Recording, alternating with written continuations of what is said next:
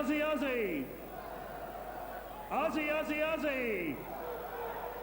Okay, welcome back to Melbourne Town. Welcome back to Geelong on this Friday night. Another night in your city.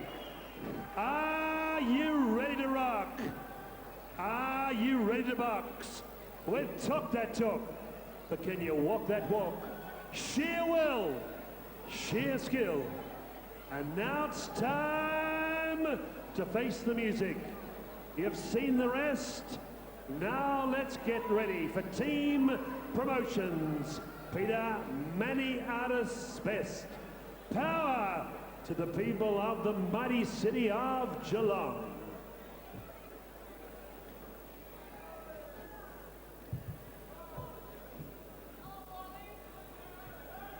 Time at the Cario Stadium on this Friday night, October 20, the year 2000, the new millennium of boxing. Our commentators sitting in the gods, almost in the sky. Would you give a warm welcome to the former International Boxing Federation Junior Lightweight Champion of the World, Barry Boy Michael. Barry Michael, give him a warm welcome to the Cario Stadium on this Friday night. His co-commentator, the Legal Beagle, the man who owns 3 magnificent thoroughbred racehorses, Stephen J. Peake. Ladies and gentlemen, 6 rounds of boxing. When the bell tolls, your man in charge of the action, former light heavyweight champion of Australia, John McCubbin. Your judges at ringside, Mr. Nika Williams, Mr. David Wignall, and Mr. James Boland. Ladies and gentlemen, 6 rounds of boxing in the junior welterweight division. Would you welcome, ladies and gentlemen, on my right, occupying the red corner, with former champ Jim Slater and former Scottish champion Pat McElhimmy in the corner. Ladies and gentlemen, making his professional debut this evening from Knoxfield in Melbourne's eastern suburbs. In amateur boxing, he was a 3 times Amateur Boxing League champion, a Victorian Amateur Boxing Association champion, a kickboxing champion of Australia. Ladies and gentlemen, last night at the Norlane Hotel, he scaled 62.1 kilograms, wearing total black trunks and coming to centering with a famous boxing name. Would you welcome Shane Kelly? And across the ring, from Newport, just down the Princess Highway, with his tutor, former champ Cliff Chamberlain from the Williamstown Gymnasium, 29 years of age in amateur boxing, 35 bouts. In professional boxing, 5 bouts, 3 wins, 1 loss, 1 draw, and 1 disqualification. A rip-off at Geelong in New South Wales. Ladies and gentlemen, scaling 62.5 kilograms. A warm welcome for Newport's wicked Wally Rohayem. Wearing black trunks with white piping. John McCubbin, 6 rounds of boxing. Here we go. Let's get it on. Team promotions. I'll give you instructions in the dressing room. You know what I'll expect. Shake hands and good luck.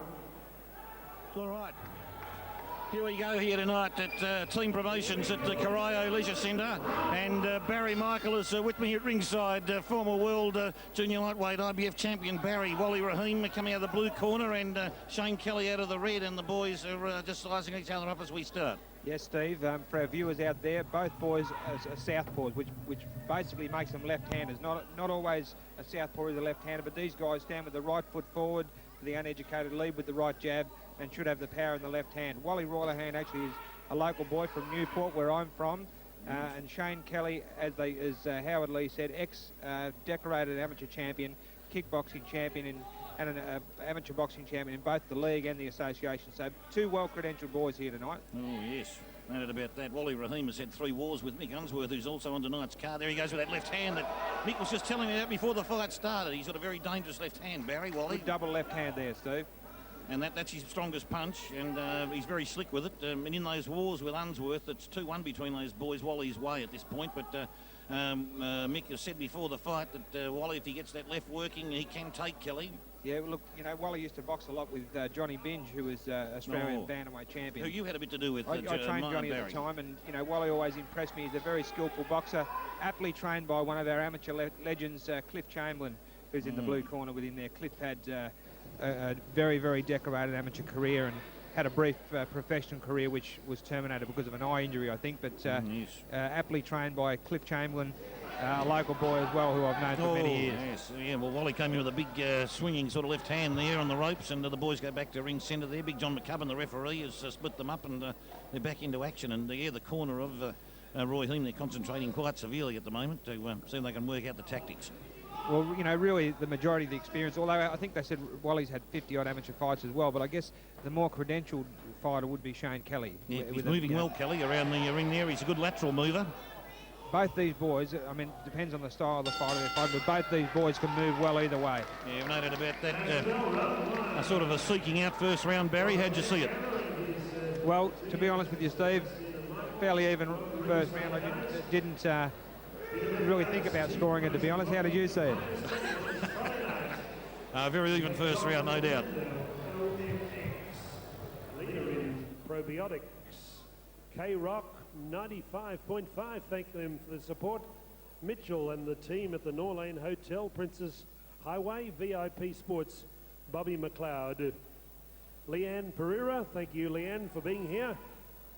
And Dr. Albina Della Bruna and family, the Port Melbourne Boxing Club.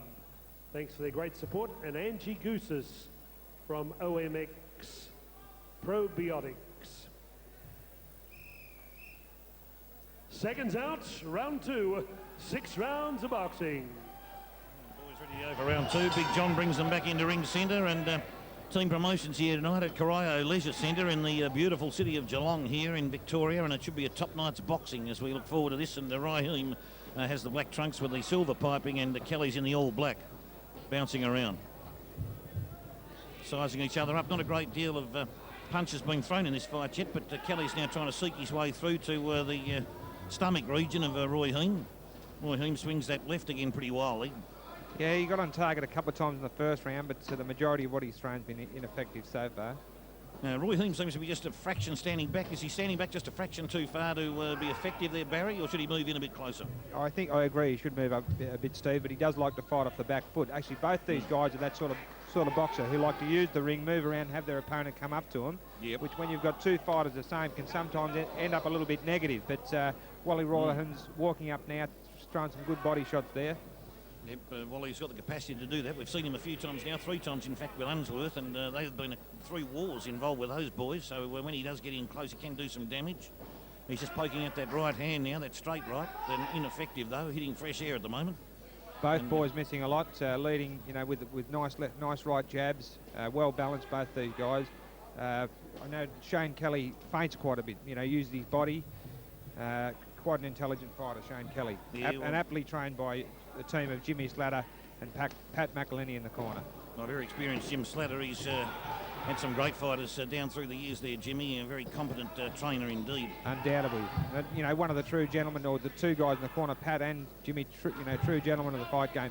Shane Kelly looking the classier boxer here at the moment, using the ring more. Well, he certainly is. They're both using plenty of ring surface at the moment. Kelly's on the back foot again. He does that well, actually. Gets out of trouble very well when he gets on the bicycle. He seems to do it beautifully and stays out of trouble. But Rohayem, as you said, they're both a bit negative, Barry. Yeah, there's not a real lot landing there, but I think you've got to go with Shane Kelly for that round.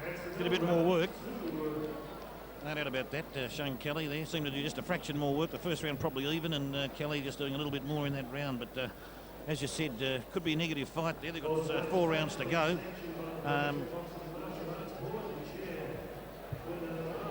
McGuinness, Bob Todd, Scott Brower at ringside, and Administrator Bart McCarthy. The scoring of each bout is by the 10-point must system. The winner of each round receiving 10 points and the loser 9 or less. The referee may administer an 8 count. The fighter can be saved by the bell only in the last round. The cut-eye rule is in force. Ringside physician, Dr. John Jory. Seconds out, round 3. Okay. round 3 of this opening bout between Shane Kelly, who came out of the red corner in the all-black trunks, and of course Wally Rohayem in the black trunks, silver piping, and boys face up again for the 3rd round. The first couple of rounds are fairly quiet for probably one of our quieter opening fights we've had this year so far, but anything can happen. But the boys are still a bit in the more. Wally's starting to move in a bit closer now through a swinging type punch at Kelly. Kelly got out of the way though. Yeah, and Shane Kelly, a very, very slick mover. Wally having a lot of trouble nailing him at this stage. And Wally's now trying to pin him on the rope. Swung that left hand again. Wicked left hand from Wally. 3 times missed him. Wally certainly left hook. He's certainly walking up having a go there, but still failing to land cleanly, really. There's a big difference between, I suppose, Mick Unsworth and Shane Kelly's just that fraction quicker, and he's able to avoid some of those stinging left hooks that Wally came in with before. Cut the air with a knife with them. And Wally now poking out the right now, but Kelly's come in hard. Right hand was a good punch, Barry. Yeah, he does some nice stuff, Shane Kelly. I mean, Wally doing, you know, the harder work, walking up, making the fight at the moment, but Shane Kelly making him miss, countering well, slipping well. Moves his head well, Kelly, too, doesn't he, Barry, to keep out of the way? Moves very well. Feints with his head and shoulders. Quite a flashy fighter. Oh, cracking right hand from Shane Kelly. Stung Rahim. That was a nice shot. Back, Barry. That was a nice right hook by Shane Kelly. Oh, did that good body shot first. And that rocked the Casbah, that one, Barry, I think, for sure. Wally felt that, the sting of that punch. Oh, yeah, but he's taken the fight straight back up, Wally. Yeah, he's bouncing around. There, he's making the fight.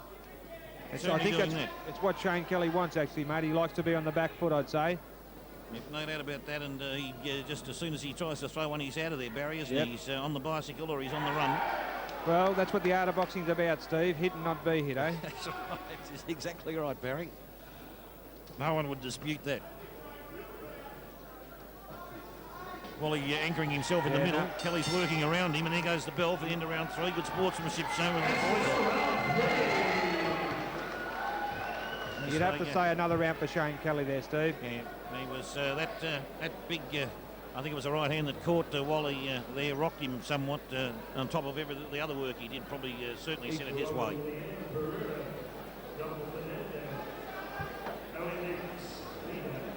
Probiotics and Dr. Albina Della Bruna and family.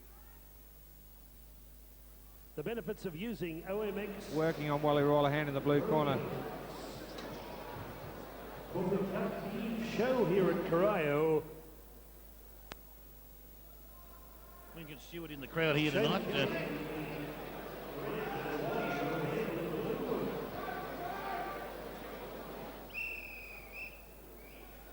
Seconds out, round 4. Got a few guests here tonight. Heath Stenton is here. He'll be fighting Anthony Mundine on the 30th of October at Festival Hall. He'll be interviewed later on by Howard Lee. Here we go again, round 4. And Rohayem goes low, misses with the left hand, trying to search for the stomach region of Kelly, and missed. And Rohayem again poking out that right hand. Kelly beautifully moving away with that footwork is superb, Barry. He does. He slips punches very well. Wally, you know, pressuring, trying to do the right thing, make the fight.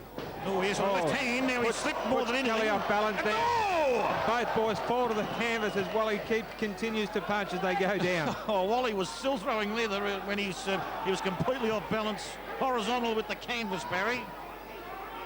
And that showed he was anxious there to land some punches, and nearly a wrestling manoeuvre more than anything else. Nice two little right hooks there by Shane Kelly. Could have been a sign of frustration there by Rohayem, Barry, do you feel? Sorry, Steve, I missed that. Was a bit of frustration there from Wally? Yes, undoubtedly. You know, very hard opponent to fight. I mean, both boys are slick southpaws, but Shane Kelly's just that little bit too fast. He slips punches just that little bit better at this stage than Wally. Yeah, well, he won't probably get too far resorting to the freestyle wrestling manoeuvres, but you can understand him being a bit frustrated. Yeah, undoubtedly.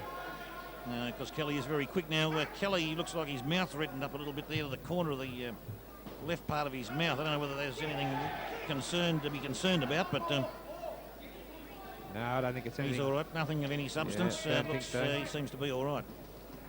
Kelly swung a left hand and moved behind the rib cage, and now he's hammering away. He's hanging on the back of Kelly's head there, Barry, I believe, with the right glove. You know, Wally's throwing all the hard stuff, but I tell you what, he's still been ineffective with it. Shane Kelly up to the task of making him slip and, you know, blocking when he has to, countering. Going to frustrate Kelly the whole way, Wally. They're just the same. They're frustrating each other to a certain degree because Kelly's a little bit quicker with the foot movement, and they go back after round 4. Interesting round, Barry. Yep, another round for Shane Kelly, I would say. He's, the ringmaster. Thanks for joining us on this Friday night. A great crowd in here, Cario Stadium. We're back here again for the first time in 2 years since boxing was here at a top professional level. On behalf of Peter Matiatis, Team Promotions, welcome along, ladies and gentlemen. You've got the best ringside seats in the house. It's party time. Elvis has left the building and we're here on our own. Kelly at the moment, Barry appears to be slightly the fresher, I'd say. Wally seemed to be gasping a bit of air there when he sat down. Yeah, well, when you miss a lot, it really does tire you. And he hasn't been able to get on to Shane Kelly too much, which would wear him out. Here they go for round 5. They've got 2 rounds to go now. Kelly bounced out beautifully. Wally sort of just wandered into the centre of the ring, but now he's all business again. He's flicking out that straight right. Trying to measure Kelly a little bit there, but Kelly darting around, a beautiful head movement. Most of those punches missed. And Wally again poking out that right hand. Kelly has got beautiful lateral movement with his reflexes are perfect, and he can cut and run with the best of them. Kelly's looking pretty good here tonight. For sure. Both boys very, very well, credentialed southpaw boxers. Oh, no, moulded, in a real classy boxer style, both boys. Wally really trying to walk up and nail Shane Kelly now. A couple of good right hands there. Tries the left. He fires away, Barry. A couple of good lefts. Wally's still grappling there. He's got the hand in the back of the head. And, look, he's as game as Ned Kelly, Wally Roy, and he always comes to fight. Does he ever? Fights anybody. And Kelly, I think he only just flicked him with that left hand. There was nothing much in that. He got nailed with a couple of shots there. The cleaner shots again to Kelly, even though Wally's trying putting the pressure on and pressurising, chasing, doing everything right. But Kelly's still diverting around there. But Wally gives you the impression he's going to try and bang into Kelly, and he's got him push the head down. Couple of smart Big John comes in. Couple of smart little shots inside by Kelly there. Yeah, well, they all add up, don't they, Barry? They do. And here comes Wally sizing up Kelly again. He's flipped the right hand out, but he's waiting to land that big left hook if he can. See, it'd be unusual for a southpaw like Wally to be facing another southpaw. As I said, sometimes they make very negative fights. I mean, it's like an orthodox fighter fighting a southpaw who's not used to it. It is difficult. So, possibly Wally's finding this a little bit difficult, especially against an opponent as classy as Shane Kelly. Well, it was Kelly who took it up to Wally then, because that left hand landed smack bang on Wally's nostrils, I'd say, and Kelly bouncing around, frustrating Wally again. There goes the bell, and the boys showing good spirit there, give each other a hug. A lot of Kelly looking good, Barry. Well ahead on points on our scorecard, I would think, Steve. Classy exhibition of boxing by both boys. Wally's taken the fight up, but been just one fraction of a second off the pace, perhaps. Yeah, no doubt about that.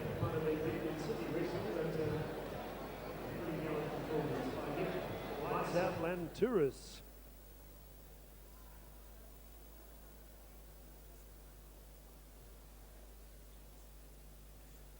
Seven great fights coming up tonight. A busy night of action. Peter Matiatis, Pistol Pete, Team Promotions.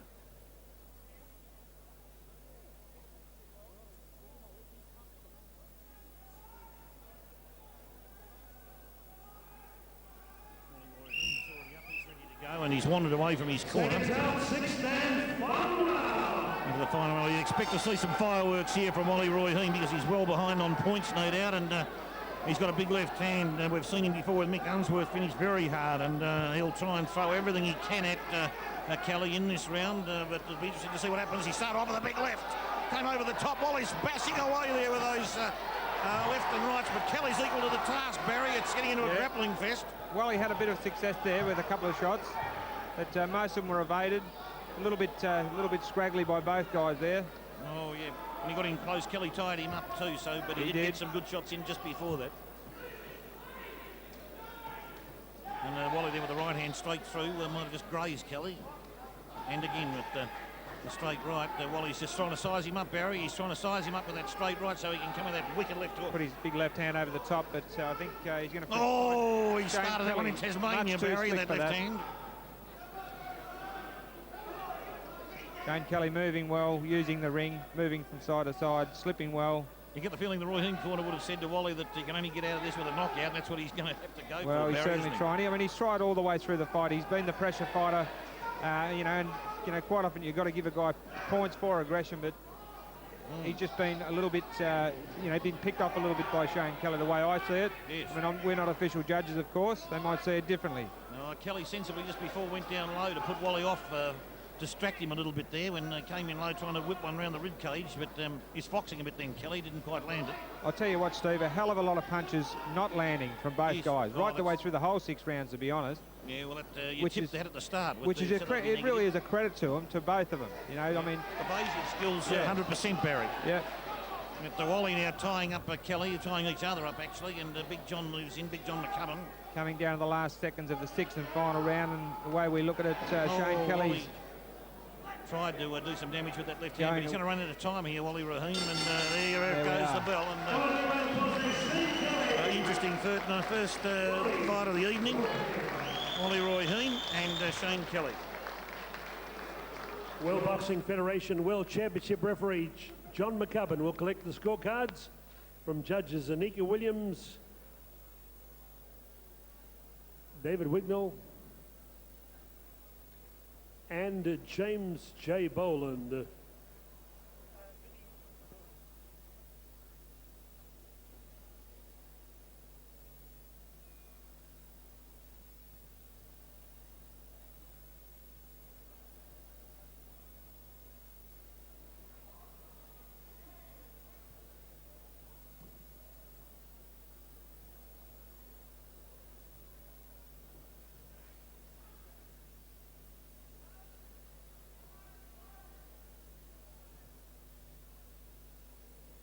The crowd continuing to come in. Congratulations to Team Promotions, a great...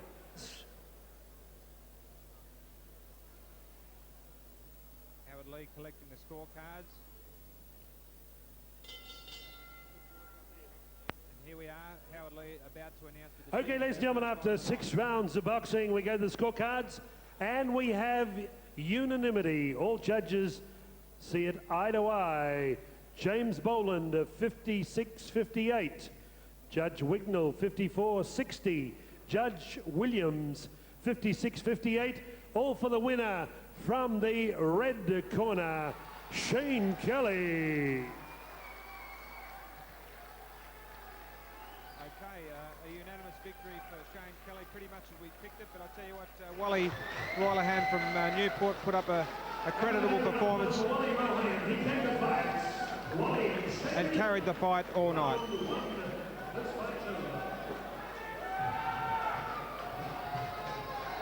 Thank you. Ladies and gentlemen, this is 4 rounds of interstate cruiserweight boxing.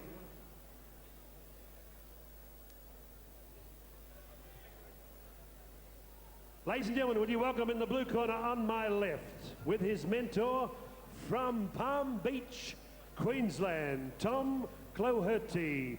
This young man making his professional debut this evening with his lovely lady Christy at ringside, 21 years of age. Last night at the Norlane Hotel, he scaled 81.90 kilograms. From Cephas Paradise, Queensland, would you welcome, wearing the black trunks, Cleve, the debutante, Robinson. Cleve Robinson, ladies and gentlemen, in the blue corner. And across the ring, occupying the red corner, with Kid Karim and Keith Ellis Sr.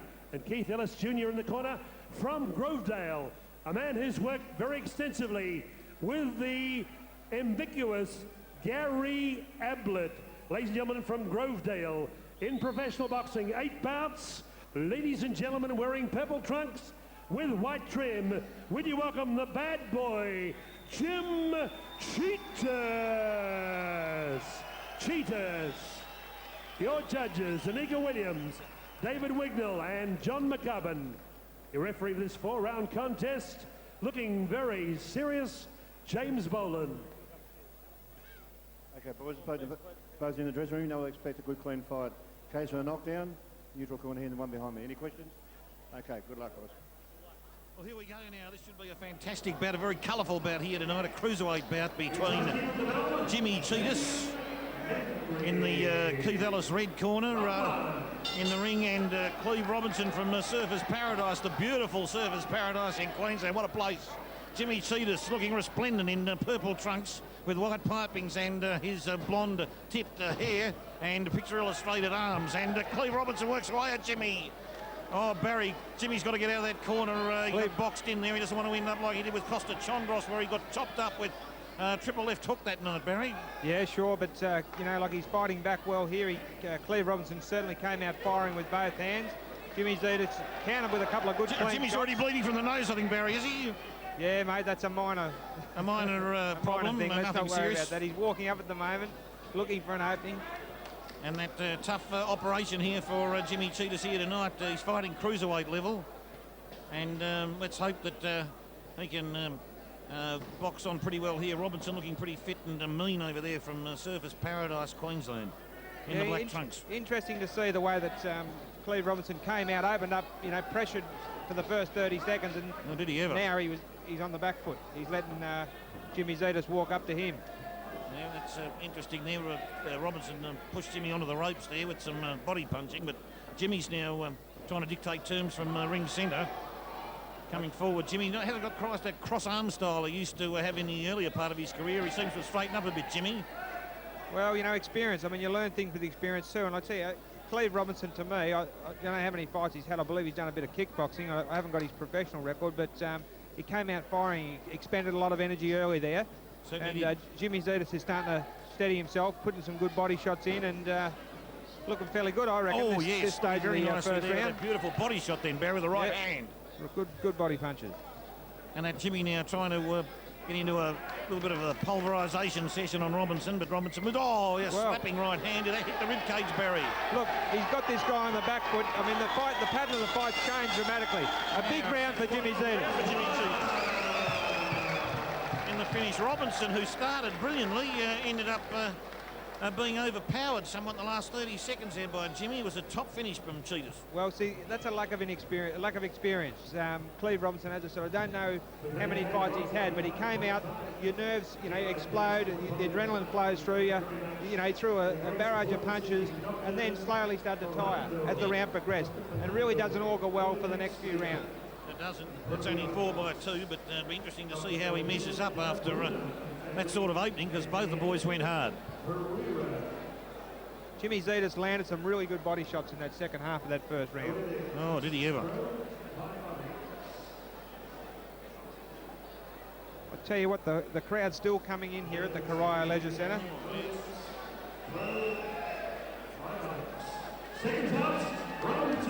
Jimmy bounced out quickly. Jimmy was ready to go before acceptances there, and was all ready to kick off, mate, before Jimmy they put the breakfast on the table, Barry. Keen as mustard, I tell you. As toughy as a Roman sandal to get out of that corner and cut loose. Or throws the big left hook. And Robinson now was trying to punch away towards the midsection, but Jimmy's trying to work away at the head. Robinson's ducking. Got his head down their head. There could be head clashes here. Oh, there could be. Robinson, it's dangerous, isn't it, when they do that? But Jimmy hit him with a good right hand on the jaw. It was a ripper with the right hand. And he's in a bit of trouble, Robinson. Jimmy Tsitas hammering away here. The crowd's behind Jimmy, the Grovedale boy. Cleve Robinson in trouble. He's in big trouble. He's fallen to his knees. It's a fantastic performance from Cetis. And Keith Ellis sends his charge to the neutral corner. This guy's just about out of petrol tickets, I tell you. Jimmy Tsitas going to score a second round knockout here. And he's finished the Jim Bowl. What a fantastic victory for Jim Cetis. The crowd's going mad here at Cario for Jim Cetis, the baddest man in Geelong, Barry. Jimmy Boland dragged Jimmy Tsitas off Cleve Robinson there in the second round.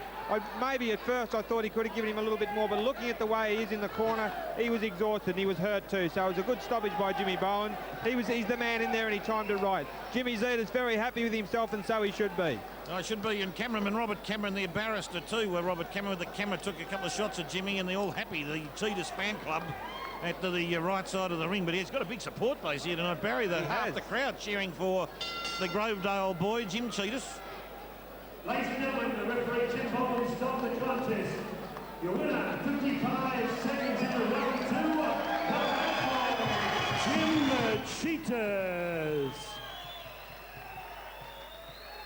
Great victory for Cetis. How about a big round of applause for Cleve Robinson from Queensland. Cleve Robinson having his first professional fight. Well done, Cleve. Showed a lot of fortitude. The debutant, Cleve Robinson from Queensland. Come on, give him a big round of applause as he leaves centre ring. Jim, come across. Congratulations. Come on, a big round of applause for a man who's been to hell and high water from Grovedale, Jimmy Tsitas. Great to see. Jim, you've been in this ring and had some heartaches here, but nice to get a big win on the board tonight. Congratulations. Thanks, guys. Yeah, it has been a while. My last 3 fights I've lost, and I needed this one really bad. I'm pushing a bit, in age that is, but I love the sport. You know, I can't give it up as yet. Touch wood. As long as I'm not getting hurt, I'll keep going. And thanks to the crowd and Peter and my trainer, Keith. It's great support. Thanks very much. Everyone, thank you. Jimmy Tsitas. Great effort from Jimmy Cetis. I understand exactly how he feels. He's a stalwart, Jimmy, and he's been trying hard. Runs a fitness group in Geelong. He trains 50 people per week, and Terrific. he's also been involved in building a house over the last 12 months, Barry. So he's been a very busy man, and he's got to find time to boxing train as well. So Well, that was a good victory for him. He looked good. We're back with bout number 3. Your judge, he's a versatile man, Jim Slatter. Jim was in action last year when Mick O'Malley fought Jackie Gangalusa at the arena in Geelong. Ladies and gentlemen, this is 6 rounds of boxing in the welterweight division. Would you welcome, ladies and gentlemen, on my right, trained by Keith Ellis II, alias Barney Rubble, from Hell's Kitchen, the Champs Camp, you name it, Body Punch City, and the Laverton Footy Ground. Ladies and gentlemen, from Newcombe, originally from Lancashire in the United Kingdom, his favourite colour is red. Ladies and gentlemen, scaling 64.45 kilograms, 5 professional fights, wearing black trunks with red tassels. Would you welcome the official Undertaker, Mick Unsworth. And across the ring with Peter Murphy and John Miller and Danny Kay, his mentors.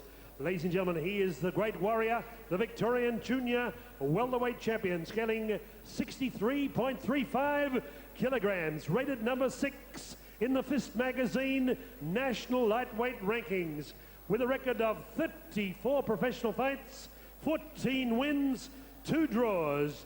Ladies and gentlemen, from Roxburgh Park, Victoria, would you welcome, ladies and gentlemen, the Thriller Man, wearing black trunks, Darren Miller. World Boxing Federation World Championship. Congratulations, John, on a WBF World Championship fight coming up. Your referee, Long John McCubbin. 6 rounds of boxing. Miller, Unsworth.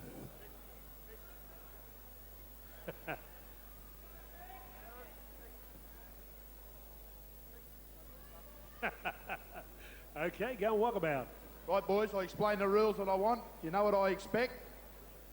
Good luck to both of you. Shake hands.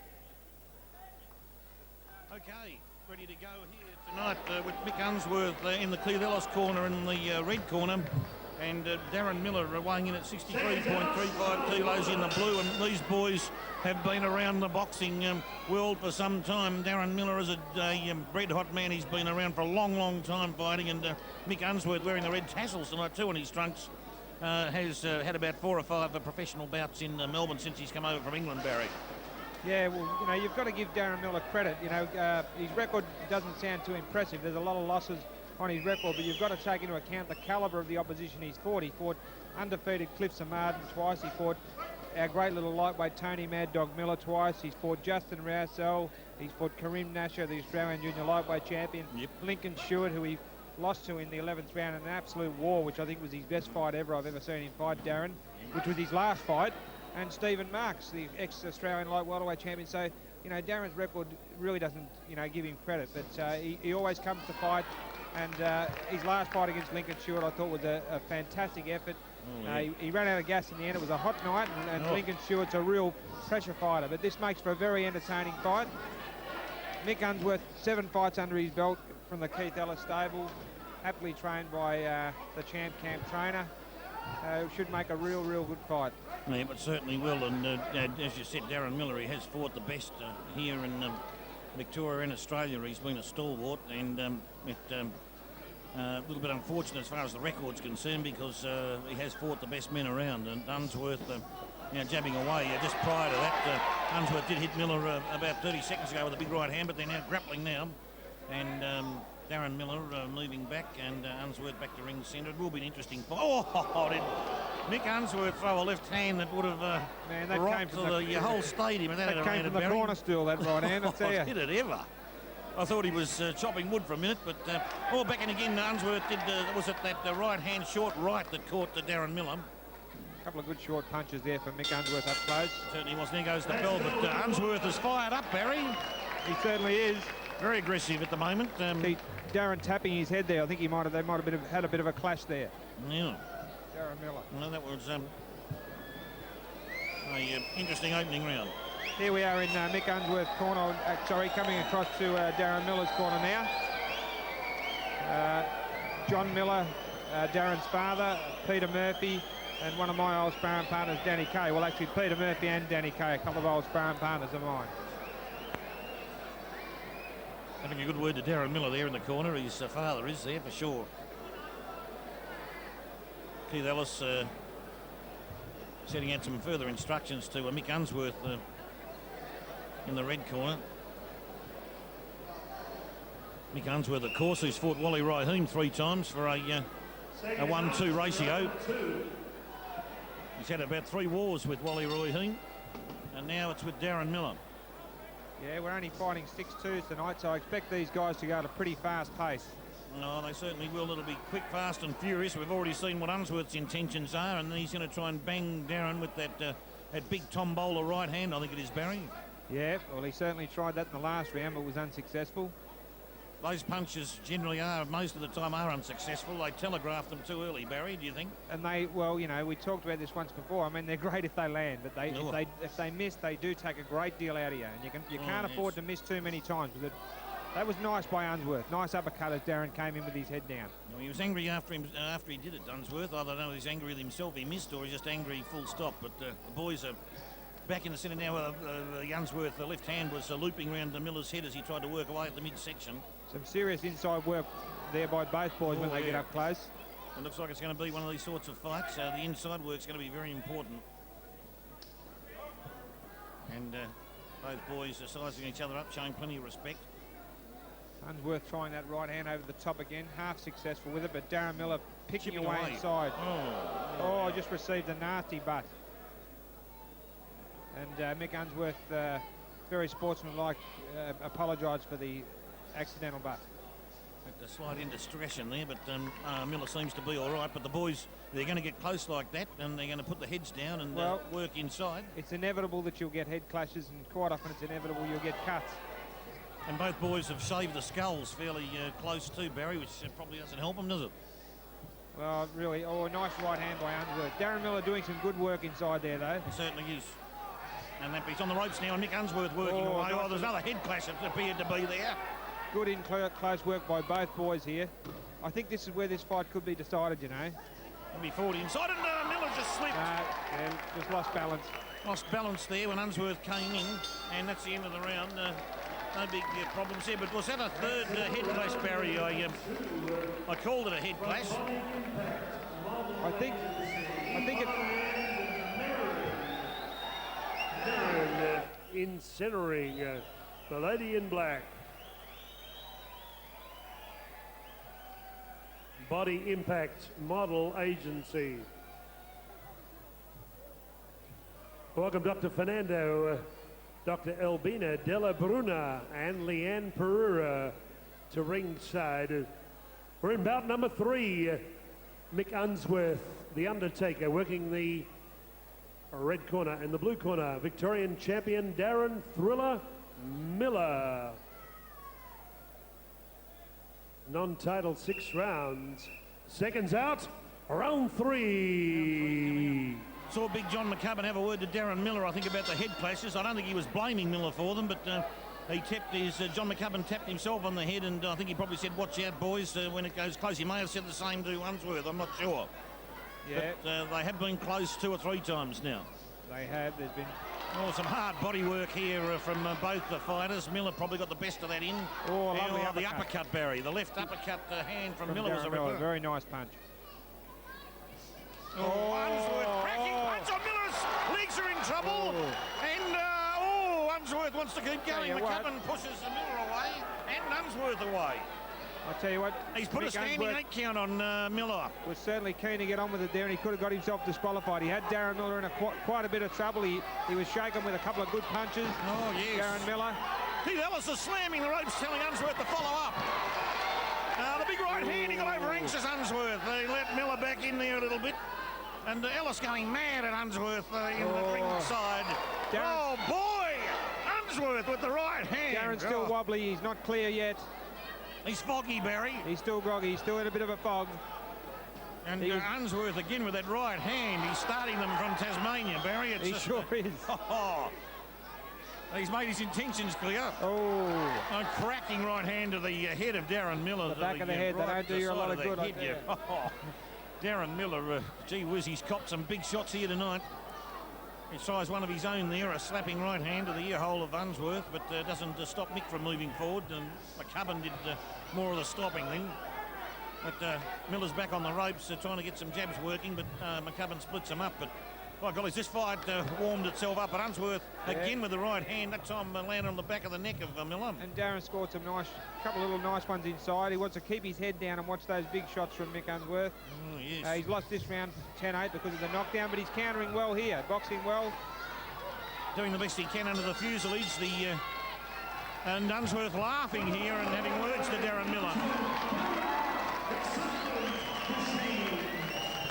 Oh, boy. Yeah, big round for Mick Unsworth. He had Darren Miller in a lot of trouble there. One small step for man, one giant leap for mankind. Great balls of fire.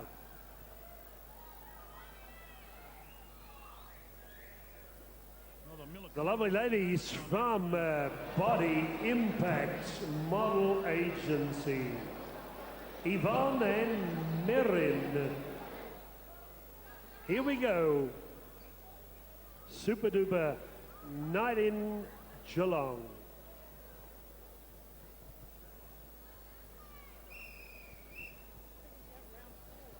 Seconds out, round 4. Well, both boys are ready, Barry, but that last round was probably the round of the night, I'd say. Yeah, Darren was in a lot of trouble, but he did fire back well. I tell you, at the end of the round, he was landing some good counter punches. His head's cleared now. He wants to keep his head down and watch those big overhand rights of Mick's. Actually, he hit Darren with a right hand left hook, or left hook right hand. A couple of good shots nailed him before he was really badly hurt. No doubt about that. Grim Nash has actually taken over the partial training of in this round of Unsworth. He's dishing out more instructions to Cleve Ellis. You wouldn't see that very often. And Miller throws a right hand, misses. And that straight left. The boys start off this round just a fraction slower, but you couldn't blame them for that. Unsworth showboating and slips, but a couple of nice solid jabs from Darren Miller prior to that, though. Very nice. Unsworth not really in the position to start showboating, Barry. You've got to win the fight, don't you? Comes over the top again, Unsworth. He throws Miller off balance a little bit. He's sweating on that right hand too much. He's turning it into probably making himself a bit too restricted in his entourage of punches, Barry, by relying on it too much. Yep. Swinging left hook there from Mick Unsworth. Nice right hand and left hand Miller. from Darren Beautiful Miller. punching from Darren Miller. Good punches from Darren. Working on the body and trying to work in with the uppercuts as well, trying to get the combinations going. Working up and down well, Darren Miller. He's really come back well in this round. You get the feeling that Unsworth got a bit overconfident, I'd say, Barry, in the last 60 seconds or so, into the last round, beginning of this round. Well, you know, he looks to me as though he might be looking for petrol tickets. He's thrown a lot of big bombs. He just threw that wild right hand, which looked pretty ineffective and didn't seem to have the power it had earlier on. Maybe he's starting to run a bit short of gas. Yep, it's the old story, and who knows, Darren Miller probably so far. Well, see, the experience is such a big thing. Darren's been in with the very best, as I said. Absolutely enormous. And the end of good round for 4. Darren Miller.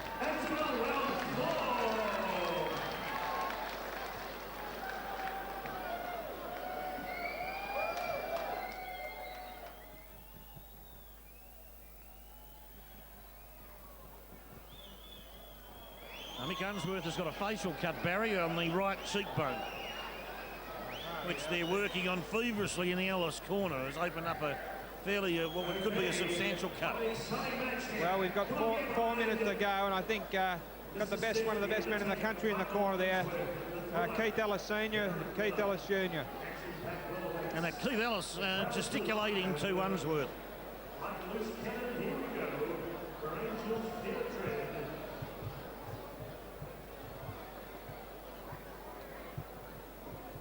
Working away feverishly with the Vaseline.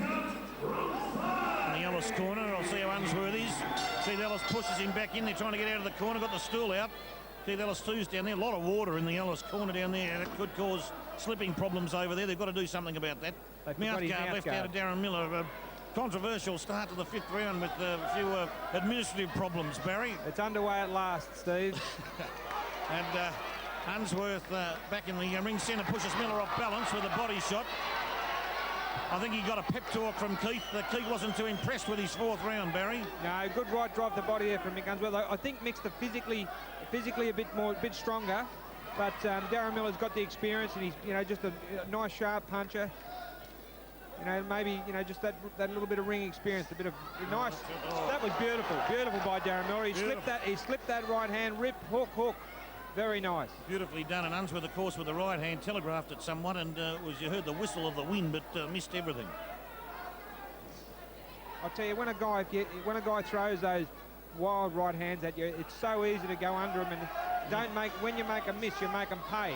Hit him with the left rip to the body, which is what Darren Miller did perfectly there. Yep. And the experience factor, as you mentioned, that's where it comes in, and Darren Miller using every ounce of experience against Mick Unsworth.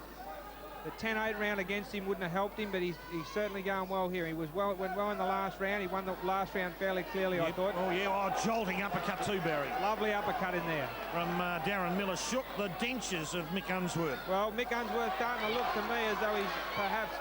Petrol tickets are running in short supply for Mick Unsworth at the moment. He did land a big right hand there, though, Mick Unsworth. Big overhand right, but Miller took it well and is firing back. Slapped him in that ear hole. Good left hook. Uppercut, hook. Oh! 3, 4 hooks. Beautiful. Oh, right hand. Mick Unsworth mixes it with him, though. He says, "Have a crack at me, Darren." Good punching by Darren Miller there. Oh, Mick Unsworth, he just stood there and took it, Barry, without defending himself. Good punching from Darren Miller. I think there's a little bit of feeling creeping into this fight. Yeah, no. Another big round for Darren Miller. Mick Unsworth standing there, Barry, and taking those shots. It was a triple left hook, wasn't it? You can't do that. You don't have a long career if you do that too often. Oh, no. That would have been a Miller round, no doubt. Oh, undoubtedly. Darren Miller's won the last 2 rounds clearly on my scorecard. Yep. He lost the previous round 10-8, but he certainly made up for that. It's probably brought itself back to fairly even. I would say that, it's a fairly even fight. Probably, look, if Darren Miller finishes the fight like he's done the last 2 rounds, he's going to get this decision, no worries. Yep, I think the judges will certainly be satisfied with what he has done in those last 2 rounds. Although, I must say, Mick Unsworth has got the power. He showed us that he has got the power to really hurt Darren. If he can get on target with 3 or 4 shots in a row, he could have Darren in some trouble. But at this stage in the fight, I do fancy Darren to go ahead and win a unanimous decision. Darren's ready to go too. He marched over the ring centre. Stopped by the referee. They're going to touch gloves before they start. And Unsworth, I reckon he's looking a fraction tired. This will be an interesting round. Nice jolting jab there from Darren Miller to start the round. Unsworth charging in like a bull in a Spanish arena there at this point. He's got the tassels on to go with it. Slapping left hand, I think, hit Darren Miller's gloves in, Barry. Yeah. Nice hook Miller from got in Miller. nicely with that body shot. That double, oh, look, good punching from Darren Miller. That double and Beautiful triple left punching. hook has been working very well for him. Crisp, clean stuff from Darren Miller. Yep. He's going to work hard to the line, Darren. And Unsworth just pushing at the moment. Mick Unsworth's going to have to lift his work ratio here, Barry. Oh, undoubtedly. He's going to have to pull it out. He's going to have to stop him on the way I see it. And I think Darren just a little bit too smart at this stage of the game. He's cagey, Darren Miller. He's been He around. sure is. Very cagey, cunning boxer. Oh, lovely uppercut from Darren Miller there. Gee, you just get the feeling Unsworth about round 3 had Miller at his mercy and let him off the hook. It would have been interesting to see what would have happened if Long John McCubbin hadn't have put a standing 8 count on him. Yes. Gave him that few seconds respite to come good, and he's certainly come good. His head's cleared. The last 3 rounds he's boxed real well. No, has he ever. And the Ellis camp have been roaring instructions at Mick Unsworth for the last 3 rounds, trying to get through to their man to keep at him. Keep the work ratio up, and that right hand, he's trying to measure Miller again. You can get the impression, Miller with the uppercut. Oh, 2 big beautiful. uppercuts, 3, 4. 4-5. Lovely work inside from Darren Miller. Gee whiz, you wonder about that. Unsworth, there wouldn't be much time left, and Unsworth walking away from Miller. He's going to try and finish him with the right hand, Barry. It's a good victory for Darren Miller. He's boxed well here. He really showed his experience. He's put together some nice combinations. I think that hit Unsworth in the larynx then. And Unsworth goes back to his corner. The boys do hug. And it was a good finish to the fight. But gee whiz, I've got a feeling, just a feeling Darren Miller may get the decision. Darren Miller will get the decision. Mick Unsworth put up a great fight. Had his chance in the 3rd round when he had Darren Miller in a lot of trouble. Let him off the hook, which, due to, Darren Miller's experience, he got away from it. And that was his opportunity, Mick Unsworth. And from then on, the fight slipped away from him. The experience really showed in this fight, but Mick Unsworth, a credit to himself, put up a great fight as well. See, what a warrior Darren Miller is. I mean, he's had some bad fights in the last 12 months, 18 months or whatever, but he's come out here tonight and he looks as fit as a Melly bull, and he took it right up to Unsworth.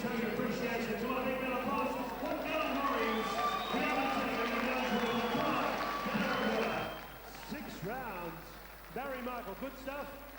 Barry Michael, Stephen Peake say, top fight. It was showmanship, action. Hit me with your best shot. The might and the power here at Cario on this Friday night. Don't forget this Sunday night. Paul DeMacaulay, John Cheetah, Ultimate Kickboxing at Keeler Stadium, 7 o'clock Sunday night. The Ultimate Fight Night. Renee Bevins, New Zealand, Raina Farmako, young lady boxers stepping up Sunday night. An action-packed card, 12 fights, Ultimate Kickboxing, Keeler Stadium. Keep on applauding. Okay, Mick Unsworth. The great warrior like good wine, and Darren Miller, 2 veterans. They came to fight. Now,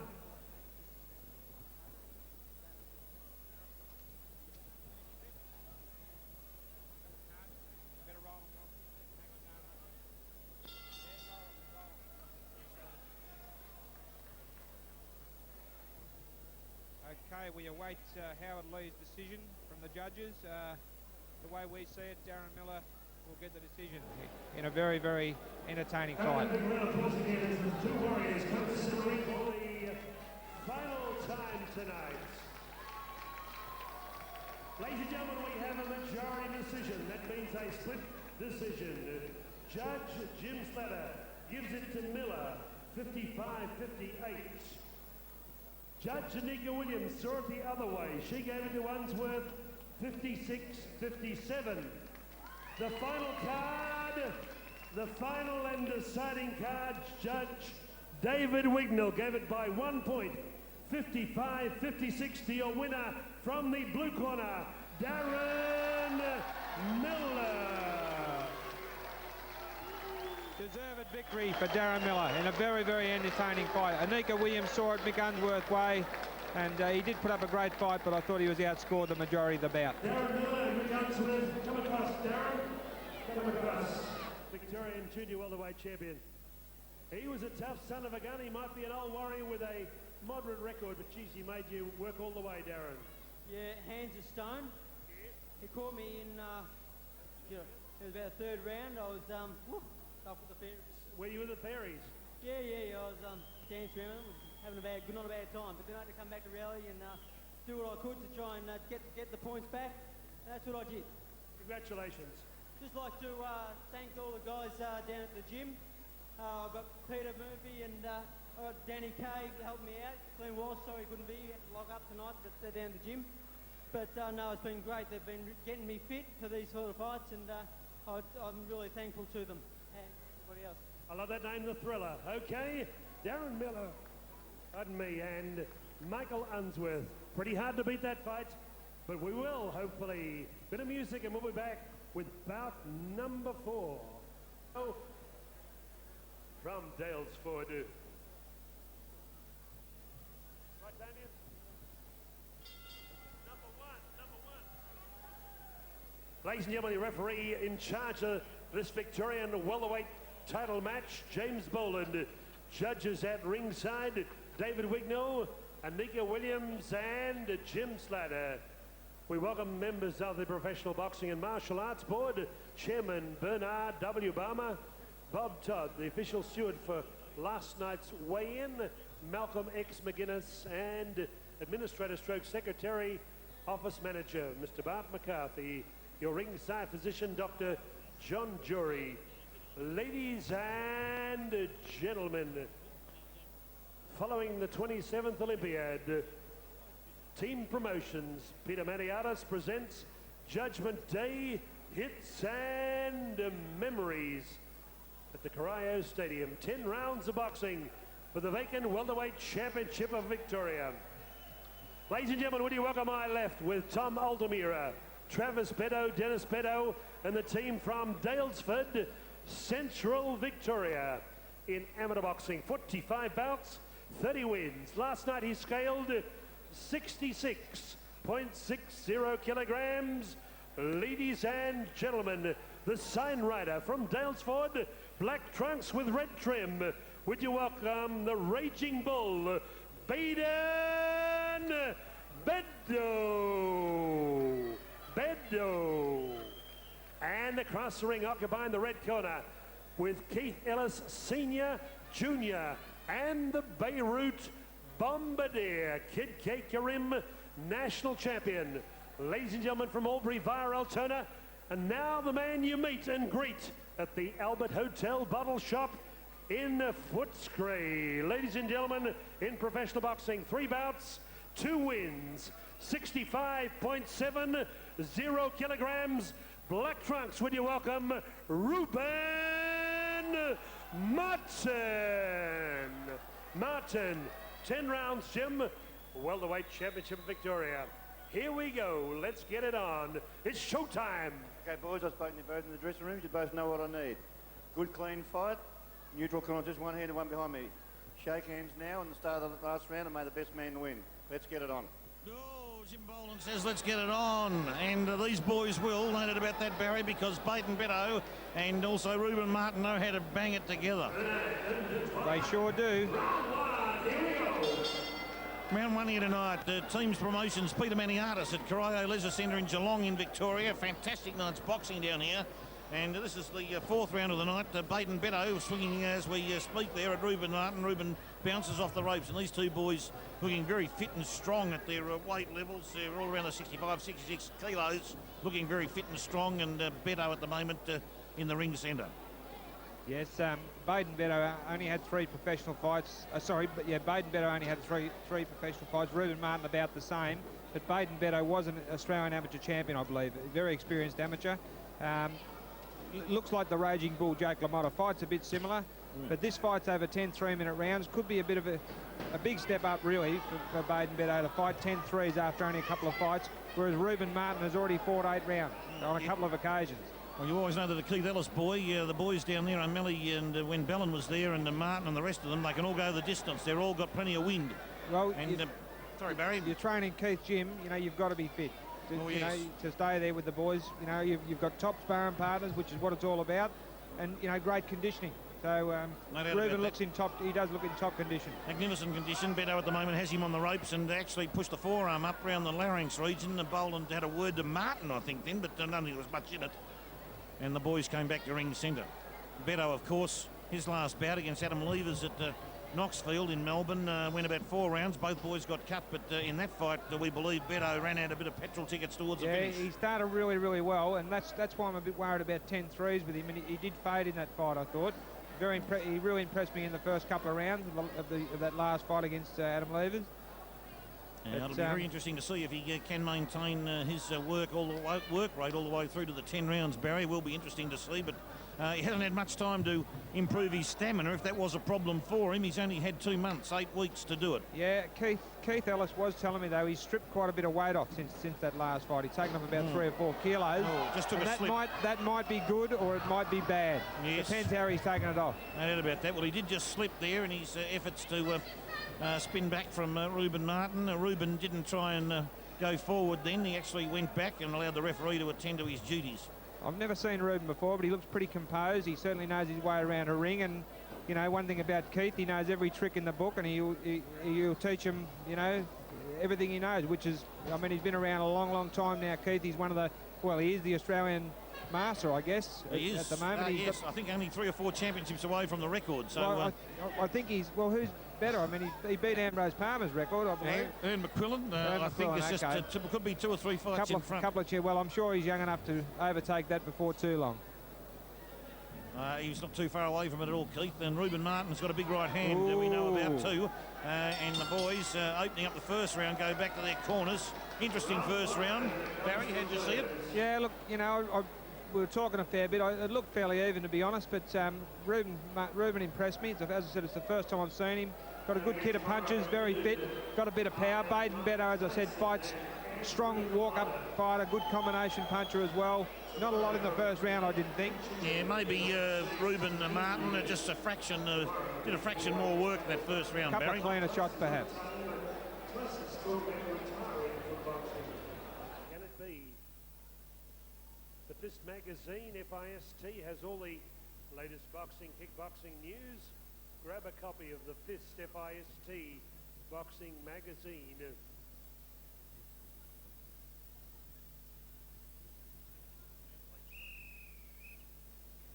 Seconds out, round 2. Round 2 here now. Reuben Martyn casually gets up from his stool and moves his head around and awaits Baydon Beddoe in the middle of the ring. And Baydon moves forward. Reuben, a couple of light punches, combinations thrown out. Baydon's trying to work deep down, but Martyn caught him in the larynx. And across the head, Barry, with the right hand was not a bad punch. No, good punch. Oh, the big right hand. The tombola came over the top and just clipped Betto on that flat top haircut. Beddoe putting the pressure on, trying to land the big ones.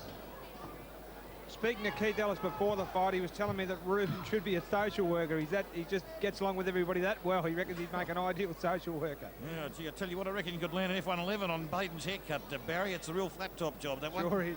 Sure is. It's like the old time fighters' haircuts, mate. Was it ever?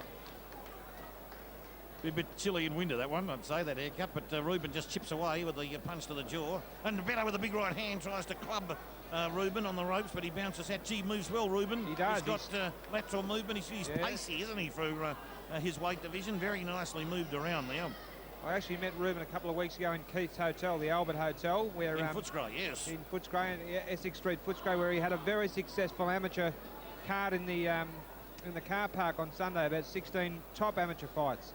And a really big crowd. I'm sure it's going to become very popular out at Keith's pub, the Albert Hotel in Essex Street, Footscray. Oh, it certainly will out there. They're sponsoring also tonight's card, and Baydon Beddoe chasing Reuben Martyn. Yep. Reuben's pretty quick, though. He can get out of the way of a lot of trouble. Oh, clubbed Baydon with a punch to the side of the head. Maybe not too much putting the power pressure behind on this round. He really is. He is. Oh, no, he's exerting He's trying influence. to dictate. Starting to exert a bit of influence, Barry. Baydon, he knows, well, he had to step up the tempo a little bit, and he has done so. Reuben looked pretty composed to me. He doesn't seem worried by any of Beautiful physique, Barry, on Reuben Martyn. Yeah, the chest physique. region, the back. I'll tell you what, I was watching him warm up. He did about 10 rounds warming up. Right. Oh, the Cleve Ellis boys have a fight before they get in the ring. They do. Do they ever? Keith believes that they should go in there ready to, eat crocodiles just about. Yeah. Actually, Leicester fronts up tomorrow night in Sydney, I believe, for his second kickboxing fight, and I hope he goes well. He does look in really good condition. I'll tell you what, he's starting to get on target with that right hand, Reuben Martyn. Oh, yes. No, And you Baydon think it's Beddoe correct does there. leave himself a bit open for that right hand. Does he ever? Well, Reuben, I think the first one was the heavier punch, and it did stun Baydon Beddoe somewhat. Baydon Beddoe firing away with both hands against Reuben Martyn in the corner. And Reuben there gets back on the ropes. Jim Boland, champion referee, splits them up, has a slight word to Betto. I don't know what about, we don't know up here sometimes, but did have a little talk to him about something. But now Reuben now facing up to Betto again. Oh, Baydon coming with a big left hand over the top, a chopping punch. No damage done. I'll tell you, 3 minutes certainly separates the men from the boys. You know, that extra minute. Oh, does it ever? At this stage in the second round, Baydon Beddoe putting the pressure on, but still not a lot between these guys. No, not much at all. I mean, that's a hard round to score on that one for sure. But Betto stepped the tempo up, and but also Reuben Martyn got some big right hand shots. Yeah, he fired back well. He stood up to the pressure well. He was under a lot of pressure that round, and you can generally tell how a fighter's going by how he reacts to the pressure, and he handled that second round really well. And we've got a long way to go. Your bodyguard, probiotics, bacteria for life, wise up, star bench, star of roach. Good horses.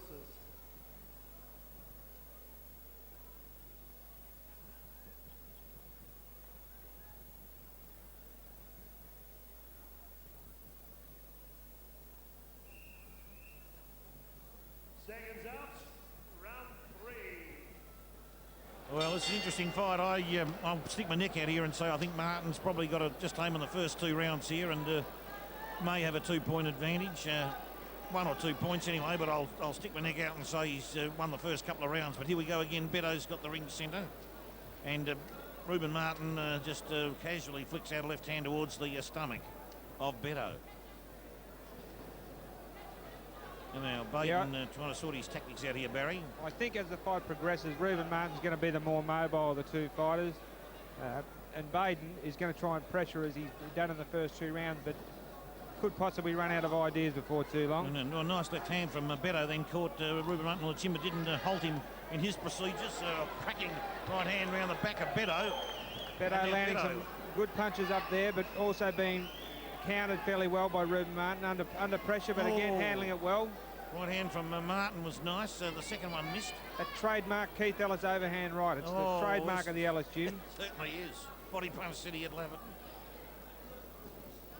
Good Betto work with the there. uppercut. I don't think it landed. But the left hand just tapped Martyn there, but the boys are grappling now, and clubbing right hand, as you just said, Barry, clubbed Betto on the top of the scone there. I'll tell you, someone like Baydon Beddoe, with the physique he's got, I would imagine, I would like to see him fire a lot more to the body. You know, like to come in and burrow in like the Jake LaMotta style. You work the body first and you come over the head. Yep. But he fires to the head a hell of a lot. Possibly too much instead of going to the body, which is a much easier target. Certainly is, and that's something he should consider, and maybe trying to whip a few punches around the rib cage and cause Martyn a bit of discomfort, Barry. Well, especially when you're a nuggety pressure fighter and you're fighting guys that are rangy and have got good movement, you've got to slow them up. You do. So if you've got the physical strength, instead of spiraling away to the head, good shots by Reuben Martyn. Beautiful right hand from Reuben Martyn. We heard it up here. Oh, did that land on Beddoe's jaw in a big fashion. Uppercut too was a ripper punch from Martyn. I think it grazed him through Beddoe, and he might be starting to feel the effects of Martin's heavy hands, Barry. Beddoe fired back well there. He fired back with a couple of good right hands himself. Oh yeah, he's still chiseling away, but gee whiz, Martyn, when he does hit, he bangs hard. Beddoe now trying to work his way in, pushing with the arms and the gloves. Martyn on the ropes now. Beddoe can he take advantage of it? I don't know. This fight, conditioning is really going to tell in this fight. Oh, is it ever? Is it ever? Now, Beddoe's received a few headshots. Barry, we know he's got a suspect. Had a eye cut last fight. Just to see whether or not the scar tissue opens up again. Yeah, that missed him by a week. In fact, it is opening up, Barry. He's bleeding. Yeah, he's yes, bleeding. the scar tissue on that left eye. Yeah, bleeding from the left eye. And that was a troublesome eye from the Levers fight at Knoxfield, I believe. So, they're going to have to work on that when they... the corner jumps in there quickly.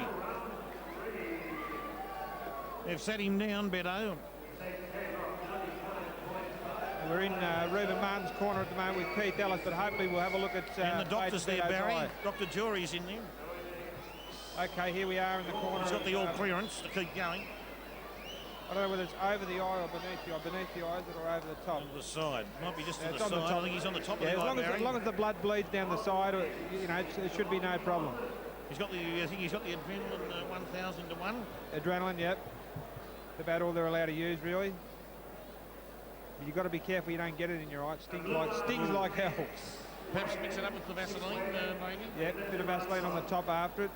I mean, you know, a lot of trainers have got their secret little potions, but, oh, look, he pulled away then, Betto. I think he's got some in the eye. I think He's in a bit of pain, I think. Yeah, no, I think he actually got some of the stuff in the eye. And it That's not going to help him at all. That's not going to help him at all, getting an eye cut so quickly in this fight. No, long way to go still.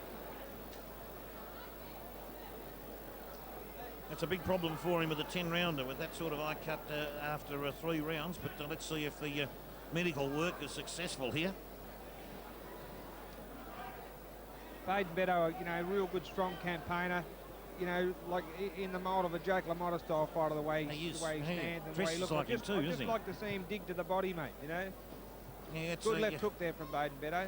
Something he's got to think about. Oh, Martin's right hand, and the left uppercut, the hook. Beautiful left hook.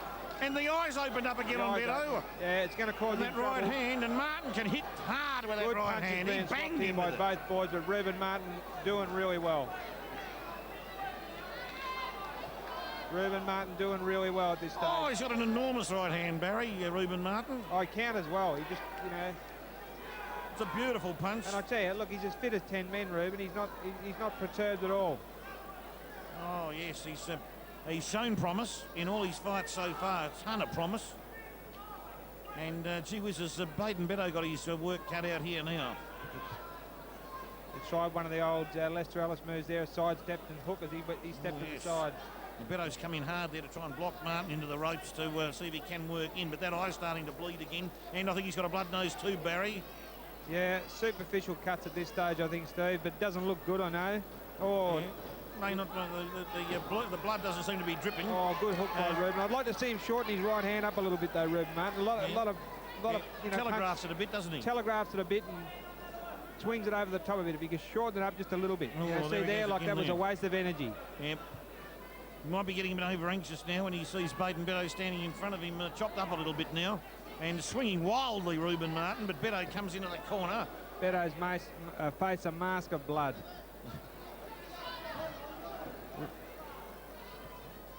Oh, Beddoe again swinging wildly. Look at his face, it's red as a beetroot. Oh, is it ever? And gee whiz, it's the Adam Leaders fight all over again now. He may cut easily. This is the big problem, isn't it? Yep. We've seen it happen with several fighters throughout the last 30 years. Henry Cooper in England, of course, was cut badly in his heavyweight fights. Mate, I was a pretty good bleeder, I tell you. I used to bleed before while the referee was giving instructions. Would have been one of the favourite people down the Red Cross brothers out of it. But Betto was in... He's in a bit of difficulty here. The referee's had a good look at him. The doctor's had a look at him. Yep. The doctor's got that whistle there with him too. You might remember the rules have changed somewhat, and the doctor can, when he blows that whistle, it's all over, regardless of what the referee says. I reckon he's only got another round left after this round with that eye. So I think Dr. Jury is... Unless they can stop it, you know, I mean, stop it, because it doesn't look good. I mean, while it's not real dangerous. Reuben Martin has probably coasted a little bit in this round, still done a lot of work, but the corner telling him to work a bit harder at this point, I think, to try and finish Beddoe. But you did tip this, Barry. You said that he's as strong as a bull, and the cutting. Beddoe, isn't he? He is. Okay. Oh, gee whiz, you don't know whether I should rub it hard like that, Barry, with the eye cut. Should be a bit more gentle with it, perhaps. And then he might, with the towel, he could easily pull it further apart there. The doctor is having a good look this time. He's going to come in, Dr. Jury. I don't think he's going to let him go on, Barry. That's my tip. I reckon he'll give him one more round. He's having a good look at it. What's he going to do, I wonder? Oh, he's shaking his head. You're going to go for the whistle. I bet you he gives him one more round. He's going to pull that whistle out, Barry. No, you're right, Barry. He's going to give him one more. Going to see if the medical team can sort it out. They need your dad down there, Barry. Les Swettenham, I think, in the corner with his expertise. Yeah, well, Dad got pretty used to patching up my head, I tell you. Oh, yeah. But old Keith Ellis is pretty good at the caper as Keith well. Ellis too is a master cut man. Yeah. Graham Schofield is another legendary cut man. Worked on a lot of my cuts and a lot of other good fighters. It's so important. It can mean the difference between going on, winning, or being stopped by the officials. I reckon this is Baydon Beddoe's last round. That's my tip. Because the eye will open up again for sure. Well, he's got that right hand moved across his face there a bit more too to try and give himself a bit of added protection, Barry. I think Baydon. Yeah, no, I think he's been doing that all night, I think, Stephen. I don't think it's going to really help. It hasn't changed his style slightly with that hand, you don't think? No, I don't think so. He was pretty crouched up like that from the word go. Yeah. Now Reuben bouncing back now from Baydon. I think he's just sizing up what he actually goes in with there. Reuben at the moment. He's both boys probably feeling the pace a bit too. You know, it's been a pretty hard pace. Oh, it's been a hectic pace, and the eye's already opened up before it gets hit, Barry. Yep. So the medical team haven't been able to stem that blood flow. Oh, nice right hand from Baydon Beddoe caught Reuben when he was on the move. I tell you, at no stage have I seen Reuben Martyn in trouble. At no stage have I seen him hurt. Not at all. No, he's fit as a mallee bull and, you know, going ahead in leaps and bounds, I think. And I think Baydon's in the unfortunate position where the whole thing rests upon his eye, I would imagine.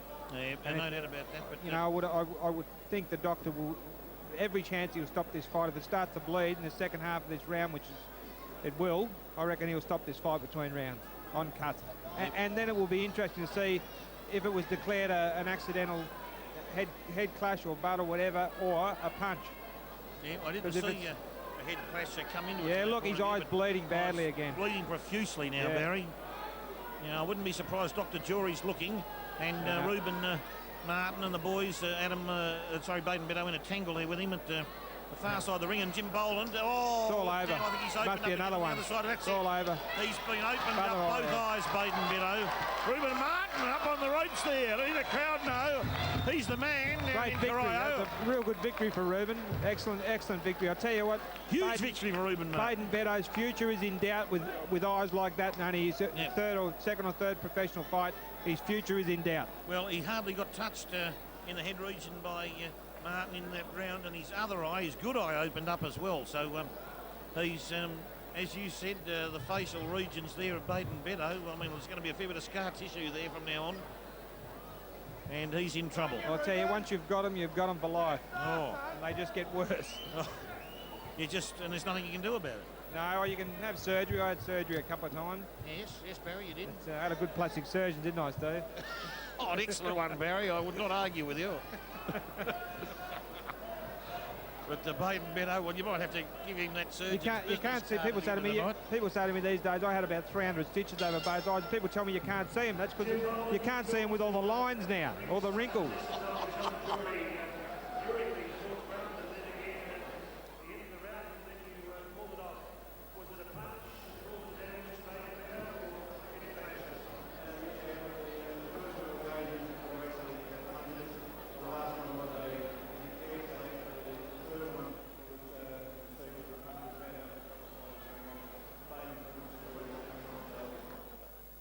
A cut, eye stoppage and punch stoppage.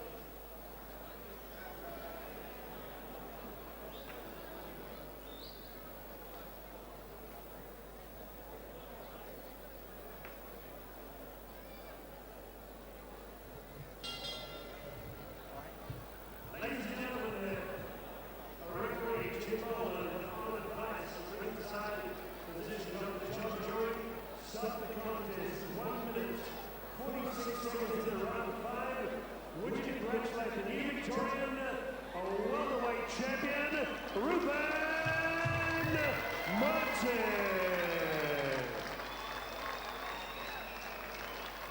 And a big round of applause for Baydon Beddoe. 2 nasty cuts there. Reuben Martyn, come across, Reuben. Well, congratulations.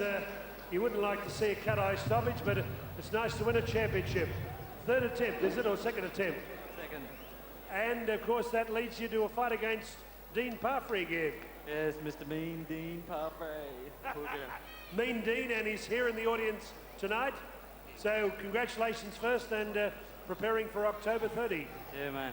I'd like to thank Keith for putting up with my whinging and making me run and not eat Super Sundays half the time. And thanks Karim for going to my corner, O'Malley for whacking me, Nadell, Shady, Wally, Anton, all of them, man. Good on ya. Okay, well done, Reuben Martyn, our new state champion. A big round of applause there. Victorian welterweight champion. Dual sport. Steve Monaghetti got the big cheers, but would you welcome to centre ring, the boxing ring, Australian Olympic marathon competitor, 2 times, Lee Troop. Lee, would you come up and take a bow? Lee Troop, ladies and gentlemen, Australian Sydney 27th Olympiad marathon runner. Lee Troop, come on, give him a warm welcome. Come on, Aussie, Aussie, Aussie! Aussie, Aussie, Aussie!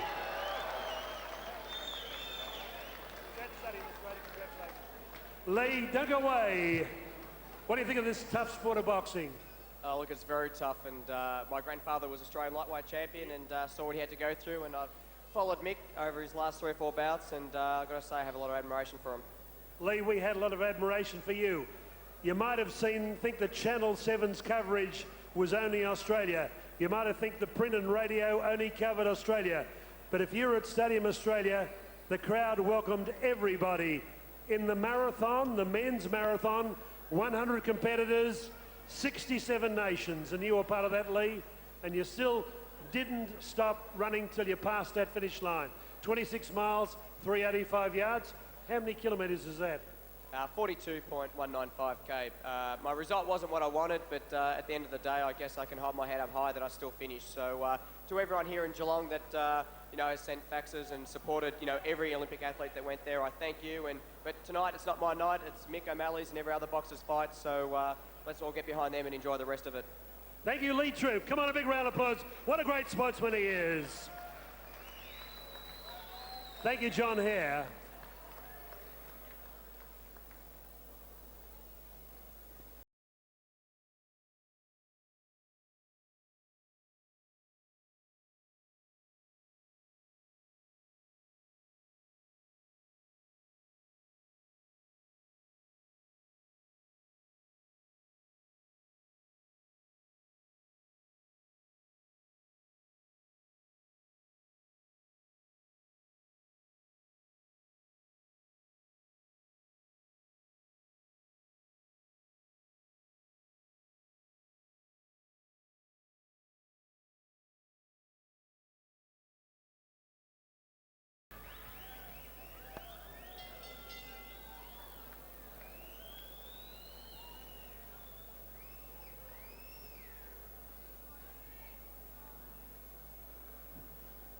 Ladies and gentlemen, this is bout number 5, 6 rounds of international bantamweight boxing. Barry Michael, Stephen Peake calling the shots. Above your bodyguard, Bacteria for Life. Ladies and gentlemen, would you welcome in the blue corner with Dito Bahol assisting Tom Cloherty from Palm Beach Gymnasium, Queensland. This young man was born in Manila. He came to Australia at the age of 8, now lives in Terra Nova, Queensland. In amateur boxing, 10 fights. Turned professional this year. He's had 3 professional fights and he's met 3 national champions, Todd Macklin twice and Nathan B. Sting, who is a familiar name from Keith Ellis days in Victoria. Ladies and gentlemen, scaling 51.1 kilograms, wearing blue trunks with light blue piping. Would you welcome Big Daddy George Sonio. George Sonio from Terra Nova in Queensland. And ladies and gentlemen, occupying the red corner, Keith Ellis and the team from Body Punch City, the champ camp. Ladies and gentlemen, from Avondale Heights, he was a 4 times Victorian amateur champion, scaling 52.90 kilograms. 2 years ago, in this centre ring at Cario, he captured the Junior Bantamweight Championship of Australia. 5 professional fights, 2 wins. Ladies and gentlemen, wearing the familiar blue with a touch of white, Tony Pappa. Pappa. 6 rounds of boxing. John McCubbin is your referee. The third man in centre ring. Righto, boys, I spoke to you in the dressing rooms. You know what I want, you know what I expect. Shake hands and good luck.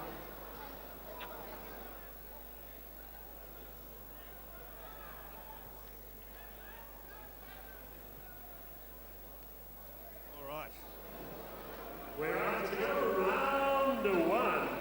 Here we go. This will be a magnificent fight here. Big Daddy George Sonio from the Philippines visiting here. Dito Bohol in his corner, and Tony Pappa, bantamweight champion here from Victoria, is in fantastic nick.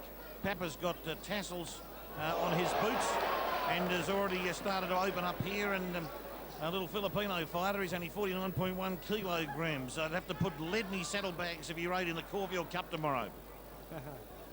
Yeah, I tell you, these Filipino guys, I tell you, a lot of them have to fight to get a feed over there. It's a tough upbringing, and George Sonio, I don't know much about him, but he's certainly using the ring pretty well at the moment, Steve. No, it certainly is. And here comes Pappa now, explosively in the corner on Sonio there with a combination of headshots. Barry. Nice punches. Oh, he's in trouble, Pappa. Sonio. Pappa's working overtime on him, and no answering punches from Sonio until now. Oh, a little bit of a front hip and a scop there from Sonio, but got out of there. Pappa was explosive just a moment ago. Oh, nice right hand from Pappa, Barry. Yeah, he's landing some really good shots in this first round, Tony Pappa. Good left hook right at the start of the round, a couple of good right hands as well. Clubbing punch from Pappa! Tony Pappa! Textbook right hand. Oh, boy, that could be it. The doctor said it's all finished. Over. Beautiful That knockout. was so fast, I hardly saw it, that Barry. Was dropped in perfectly, straight over the top. Bang, flush on the chin. Flush. All over. I just said he's got a good right hand, land a couple of good right hands. That was an excellent knockout. Score to this poor boy. Pappa came and picked you up after he decked him. Oh, what fine sportsmanship. He's in Disneyland still, I tell you. Oh, he used the doctors there. And McCubbin's there. I think he's spitting into the bucket there, the Filipino. Dito Bohol with his hand on his head. But that boy got absolutely chronically Pearl Harbored by Tony Pappa. And he at the moment is groggy. He's sitting in the stool. And the doctor's asking him, are you all right, Barry? The trouble is he can't speak Filipino, the doctor.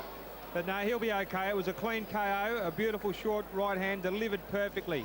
And I'll tell you, Tony Pappa, very impressive. He opened up with a very powerful left hook in the opening seconds, landed a couple of good right hands, and then finished it with a clean one-punch knockout. It was that very explosive impressive stuff from Tony Pappa, and he is, well, he's as good as he ever was, Tony Pappa. I think he's been desperately looking for fights, Barry. He hasn't had much to do this year. Well, to be honest with you, Steve, very hard to get fights for guys this small. So, you know, probably good to bring more Asian fighters to the country. You know, I mean, these guys come to fight. I mean, poor George Sonio's out of business after about a minute. But, I mean, you know, you probably see him fight another time and he'd fight 10 threes, you know, and fight until the cows come home. But tell you what, there wouldn't be too many fights where Tony Pappa would go with a 3 kilo advantage, but he had it there. Well, that's a fair bit in the lighter weights. It really is. Oh, is it ever? You know, and the little fella's he's okay. He's showing sportsmanship, a lot of sportsmanship, which they always do, these Asian fighters. The Filipinos, fought a couple of them myself, you know, tough guys and gentlemen as well. Yeah, but, fantastic to see, and a good victory for Tony Pappa. Dito Bohol has had a great deal of success in the last 3 years bringing fighters to Australia. He's been a little bit unfortunate.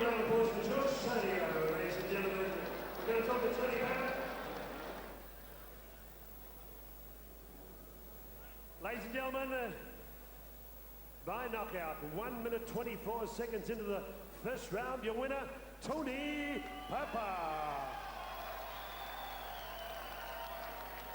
Tony, it was short and sweet, and you have great memories here, but what I admired most was your sportsmanship. You went straight across and helped George up. Obviously, there's a kind piece in your heart for a rival. Howard, you know, this is a game. It's not a mug's game, it's a gentleman's game, and he's in here to win just like I am. After the game's over, we're mates, you know? Yeah. That's all there is to it. Tony, great memories here in Centre Ring. It's where you won the championship. It's been a sort of a breather for you for a while, but now you're back and looking for some top-line fights. Yeah, sure am. Now that Cleve's back and got the gym up and running at full potential, you know. I'm looking forward to meeting Johnny Binge or Todd Macklin back in Centre Ring and wait and see what the future holds. Good, Tony. Any people you'd like to thank for coming tonight? Yeah, sure. I'd just like to thank all my supporters down from the other side of the city, all my supporters from Avondale Heights, and all the people in general who come down and support me. Thank you very much. Tony Pappa, one of our great national champions. Back big time. We're going to have a 10-minute break. A 10-minute break, and we'll be back with bouts 6 and 7. Here he comes, Mr. Mashashi. Come on, give him a warm welcome. He's been a great fighter. He fought Jim Tsitas here to win a Victorian championship. Heath, the man mundane. He does a lot of talking. He didn't when he was in Melbourne because he was out with Murray Thompson and Peter Hunt at Ferntree Gully. And amongst a group of 5,000 people, he didn't know many faces. So there wasn't much hoopla. But you're facing the man on October 30. What can you promise Geelong fans and the boxing community at large? Just plain and simple, a straightforward win. That's the truth. I'm not one for words, really. What can I say? He's had a couple of fights. He's very good hand speed. He's a natural athlete. I admire him for his football, but he should have stayed there. Heath, he fought Gerard Zoz, whom fought at the arena last year. He fought Nick Tamafai, who fought Pierre Karama, and also I think Craig Trotter in Victoria. He hasn't had your experience. How are you going to sort of plan the fight? Well, Nick, when he fought Nick's a seasoned fighter too, but just come out of retirement for that fight. He's a strong boy, as you saw. He took some good shots from Mundine. But the way I'm going to handle him, I'm seasoned at the moment. I'm matured. I've got all the skill I need. We're both 25 years of age, so we're both going to be strong. But the experience is just like me having really 2 practice matches of rugby league, going out and trying to do what he does. You just can't do it. Not that time. I'll put in the work, and it will show on Monday night. You're going to bring it home for Geelong? I'll bring it home for Geelong and the whole of Victoria. Okay, Heath Stennon, 2 guns, Victorian light heavyweight champion. Good luck, Heath.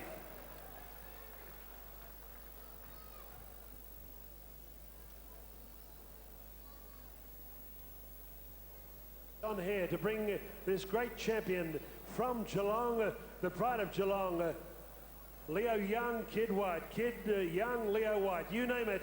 Come on, give him a warm welcome, the featherweight champion of Australia.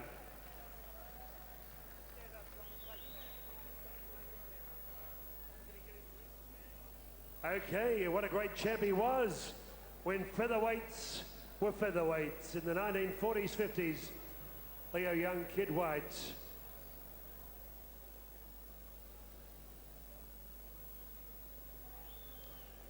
Age shall not weary the great fighters of this country.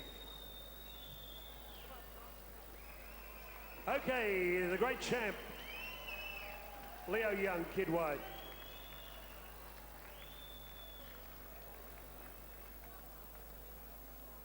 Great to have you here on a great night. Geelong is a great boxing town. Nice to be here. Nice, and I have a lot of good mates, and it's nice to see them going. I was very pleased with the return I got here. Lovely to have you here. And John, what a great champ this man was. He certainly was, and he's still a good champ. He won the featherweight title from 42 to 45. That's 1945. Most of you people weren't here then, and Leo was the champion. He was never knocked out, never disqualified, and he had well over 100 fights. He's still a champ. He's in a hospital at the moment, but he's doing pretty well, and he loves to come out to the fight nights. 100 fights. What a great champ he was. The great featherweight champion of Australia, Eddie Miller, John Famechon, Jeff Fennick, Tony Miller, Paul Ferrari, just to name a few. Malcolm McGuinness and Bernard Balmer were great heavyweight champs.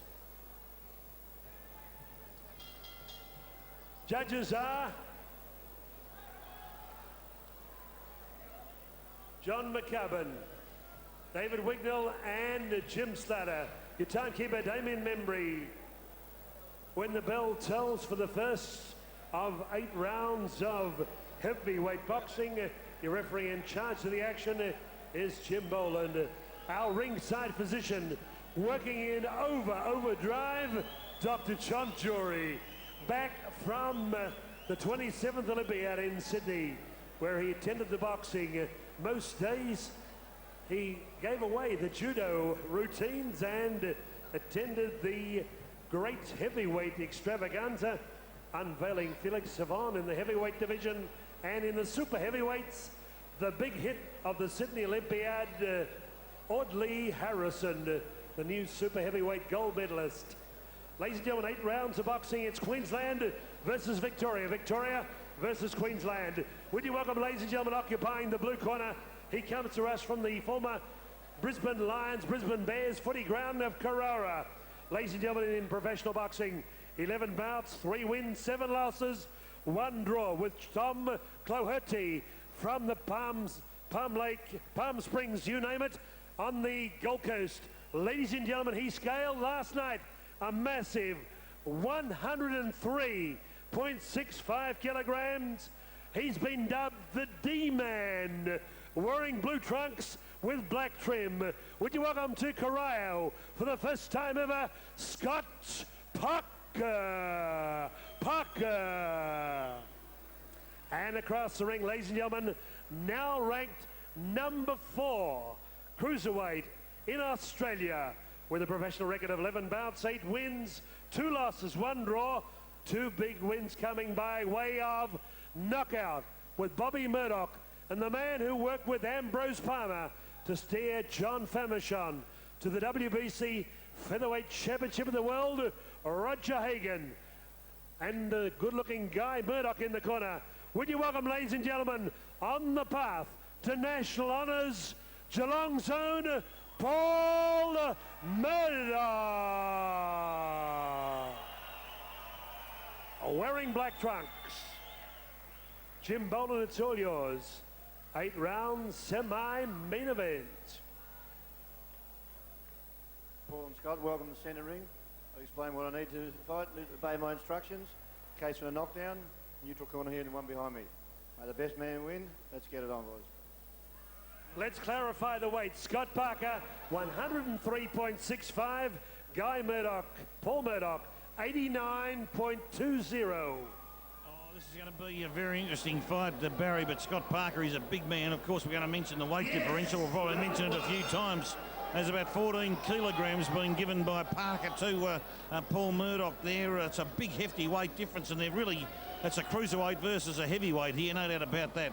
Yeah, it really is, Steve. I mean, 13 kilos, 14 kilos, a lot of weight in anyone's book. But I tell you what, Paul Murdoch, a very, very polished boxer. His last fight with Gavin Ryan, very credible opponent. Gavin Ryan, beating him with some of the best in the world. He boxed and punched beautifully.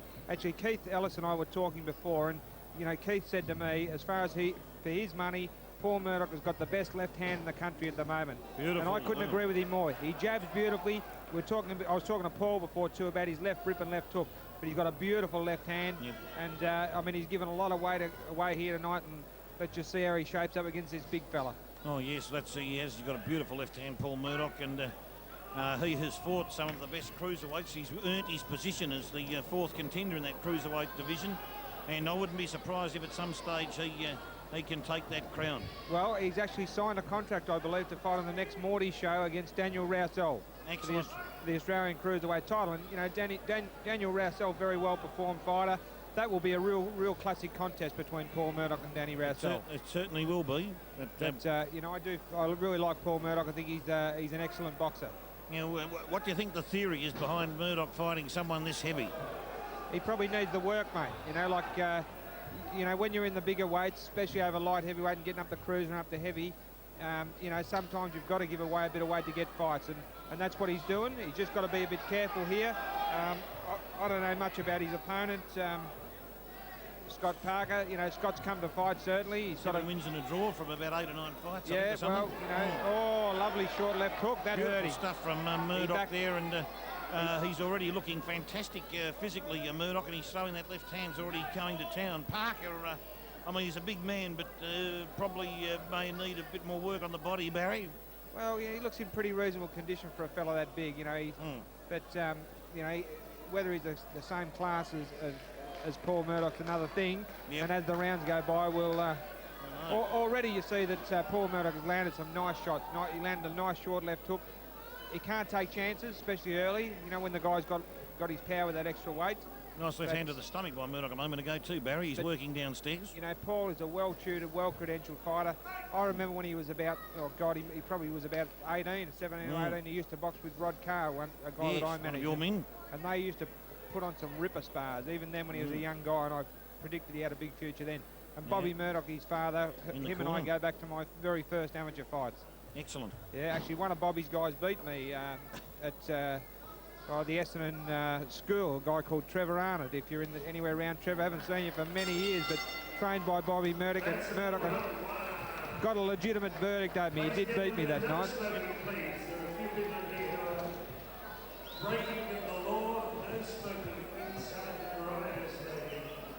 Buyout, please. Yvonne and Merrin, body impact. No smoking, please.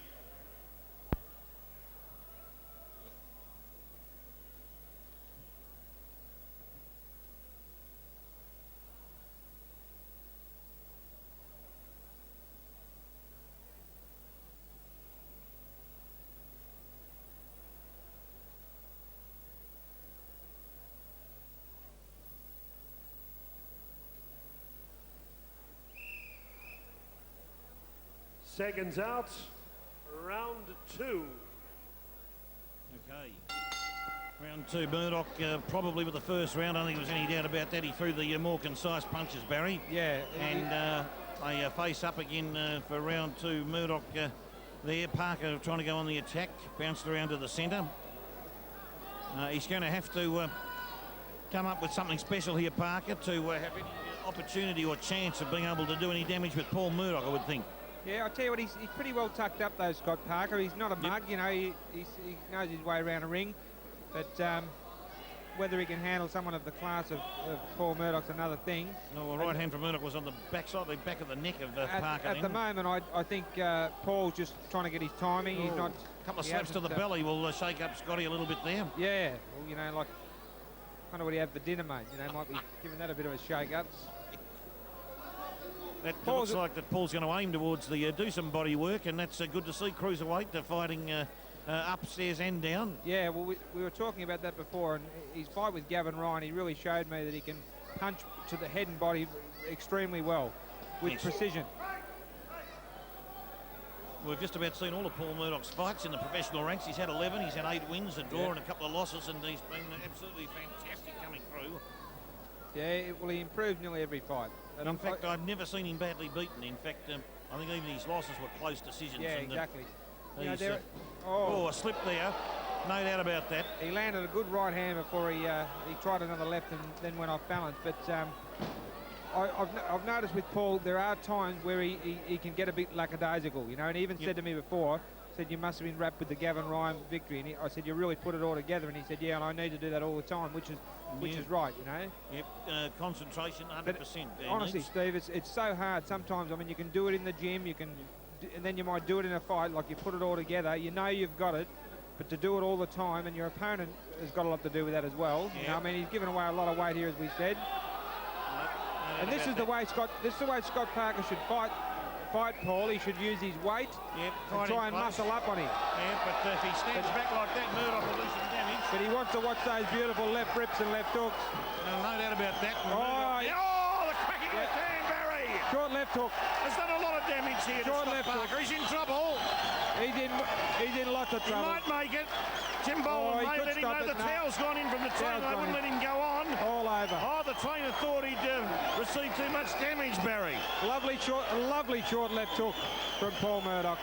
That's that left hand Keith and I were talking about. Got the best left hand in the business at the moment. I'll tell you what. From master trainer Keith Ellis, told me that for his money, Paul Murdoch's got the best left hand in the business. He's tipped that in a big way, and Paul Murdoch, Jim Boland has no trouble putting the left hand up at Paul Murdoch, and that hand's got dynamite in it, Barry. Lovely short hook. And he's very happy, Paul Murdoch. Scott Parker, interesting to see that the trainer had a think. He threw the towel in before the referee made a decision, Barry. Yeah, that was good by the corner, because he could see his boy was wobbly, very wobbly, and he was only going to get hit with a lot of bombs, you know. Yeah, no doubt about that. You know, unnecessary bombs. So that was well stopped by the corner and well stopped by referee Jimmy Boland. No, spot on.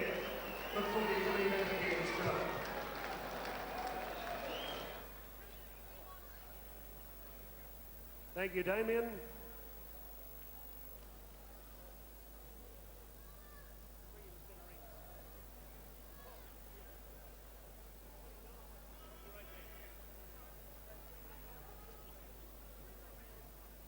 Ladies and gentlemen, the towel came in from the blue corner and Jim Boland called the fight off. 2 minutes 29 seconds of round 2. Your winner, Paul Murdoch.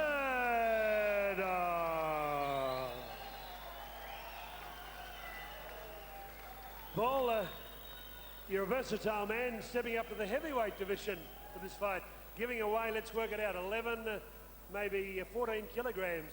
Did it feel like that when you started out? I didn't really get a chance to get going. You know, yeah, it didn't really happen because it was too early, but... it was a nice combination of punches that destroyed your opponent. Yeah, can't complain, so... Good for the next one. Good for the next one now. It's coming up November 24. Murray Thompson and Bill Bordy, Australian title fight against Daniel Rousell. Yeah, this is going to be the biggest fight for me, fighting for the Australian title. It's everything I wanted to do. Everyone's got everyone behind me, Barry and Dad, Keith Ellis, everyone's been really good. And this is what I want, so nothing's going to stop me to get the Australian title. And you'll be doing it for Geelong, Paul? Yeah, definitely. Thanks to everyone for turning up, support everyone. Everyone in Geelong likes the fights, and you know, Mick, myself, Jimmy, we all appreciate it. Paul Murdoch, a big winner here tonight, inside 2 rounds. Dug away, we're coming back with our main event. Paul Murdoch now, 12 fights, 9 wins, 2 losses, 1 draw, and 3 wins coming by way of knockout. It's Marvin Francisco. Come on, give him a warm welcome to centering, ladies and gentlemen, from Antique in the Philippines, now based in Bonnyrigg, New South Wales. He comes to fight in our main event.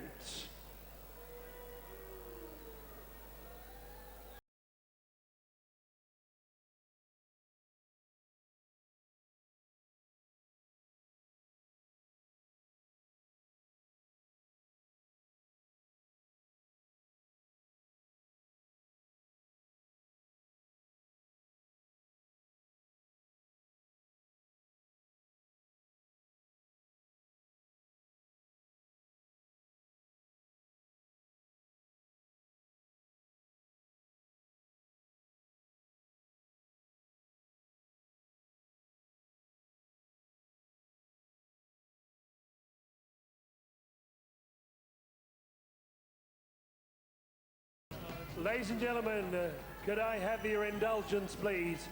And please be upstanding for initially the national anthem of the Philippines, to be sung by Mr. Dido Bahol from Bonnyrigg, New South Wales, and then we'll have Advance Australia Fair. Could I have absolute quiet, please, here, as we respect the nation of the Philippines, who provided so many great sportsmen in a great relationship with Australia. Upstanding and quiet, please. Mr. Dido Bahol. Please rise for speak for the Philippine National Anthem. Bayang magiliw, pilas ng silanganan, alab ng puso, sa dibdib mo'y buhay, lupang hinirang, duyan ka ng magiting, sa manlulupig, di ka pa sisiil, sa dagat at bundok, sa simoy at sa langit mong bughaw, may dilag ang tula at awit sa paglayang minamahal, ang kislap ng watawat mo'y tagum, painanagning-ning-ning, ang bituin at araw ng kailan, pa'y may magdidilim, lupa ng araw ng walhatit pagsinta, buhay langit sa piling mo. Aming ligaya na pag may mag-aapi ang mamatay ng dahil sa'yo. Thank you. Mr. Beddoe, and now please remain upstanding for the Australian National Anthem.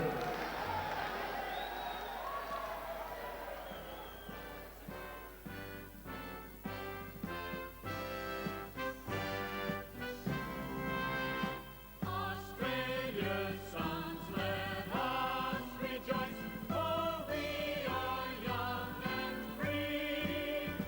With golden soil and wealth for toil, our home is girt by sea.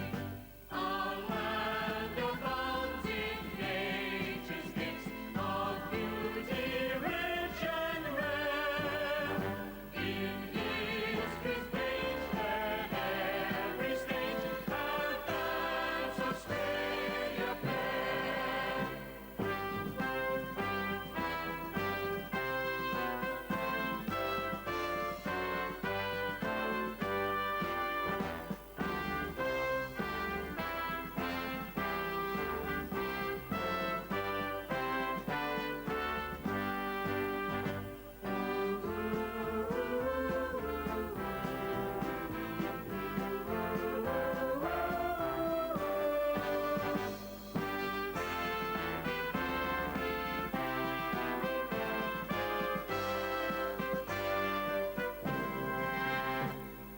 Joyful strains then let us sing, advance Australia fair.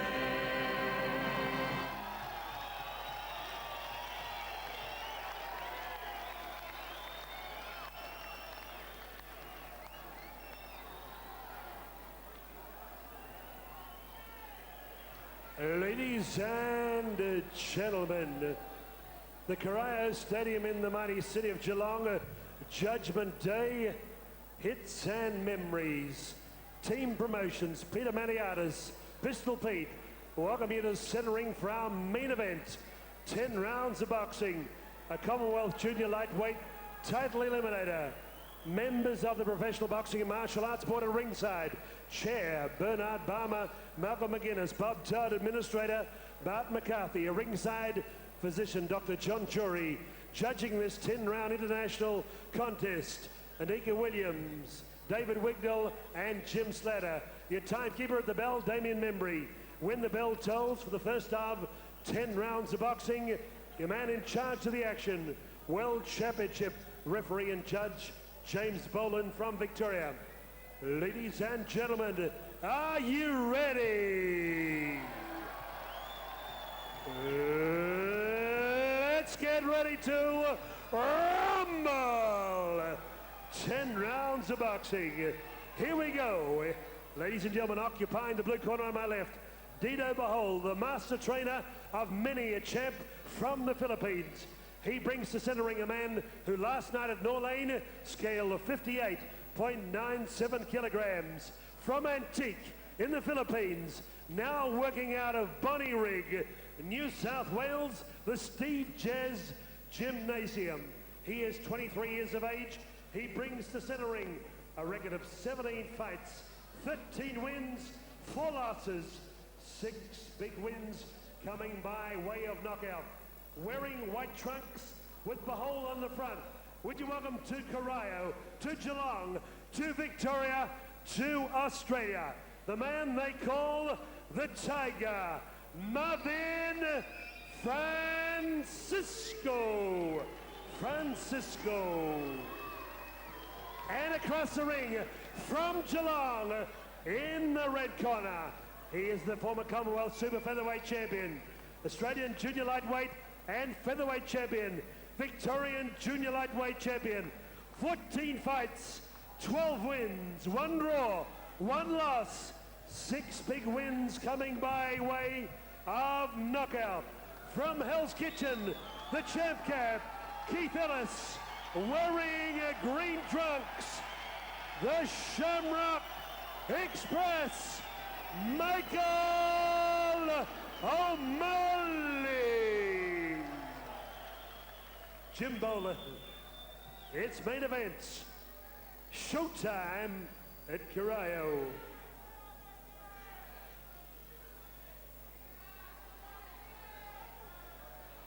Okay, boys, 10 rounds of boxing. I've spoken to both you boys in the dressing rooms. You know what I expect. Watch it, no low punches. Watch those heads. In case of a knockdown, neutral corner here, one behind me. Shake hands now. That's the best man win. Let's get it on. Okay.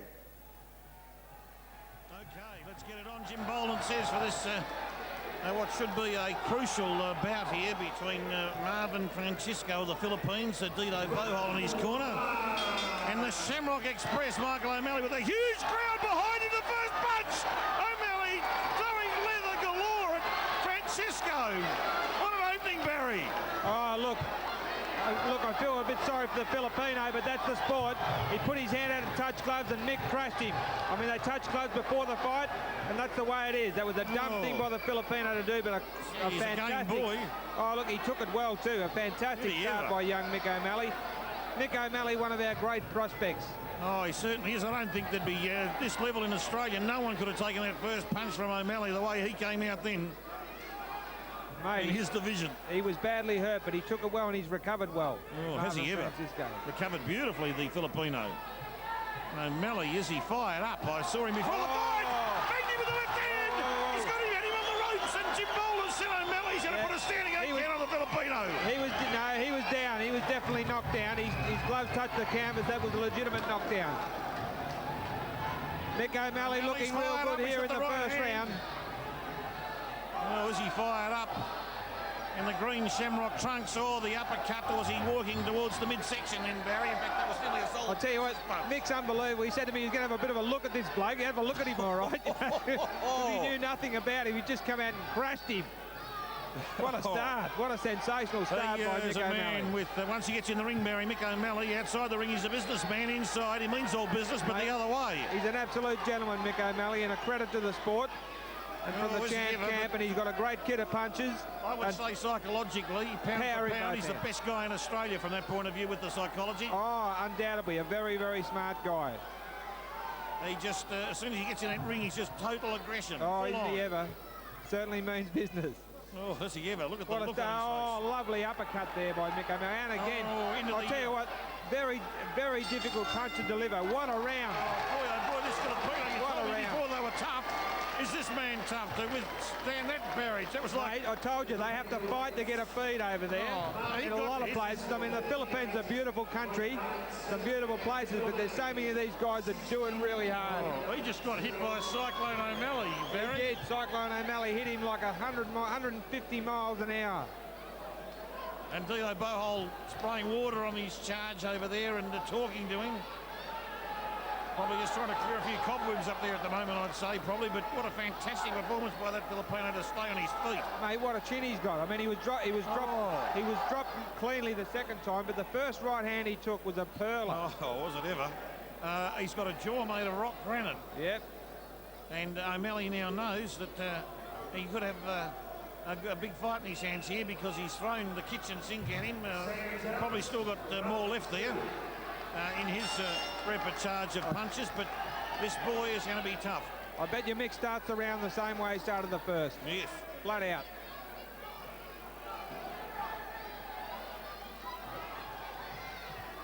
Waiting for the opportunity. Got the right hand raised, Mick, there with the...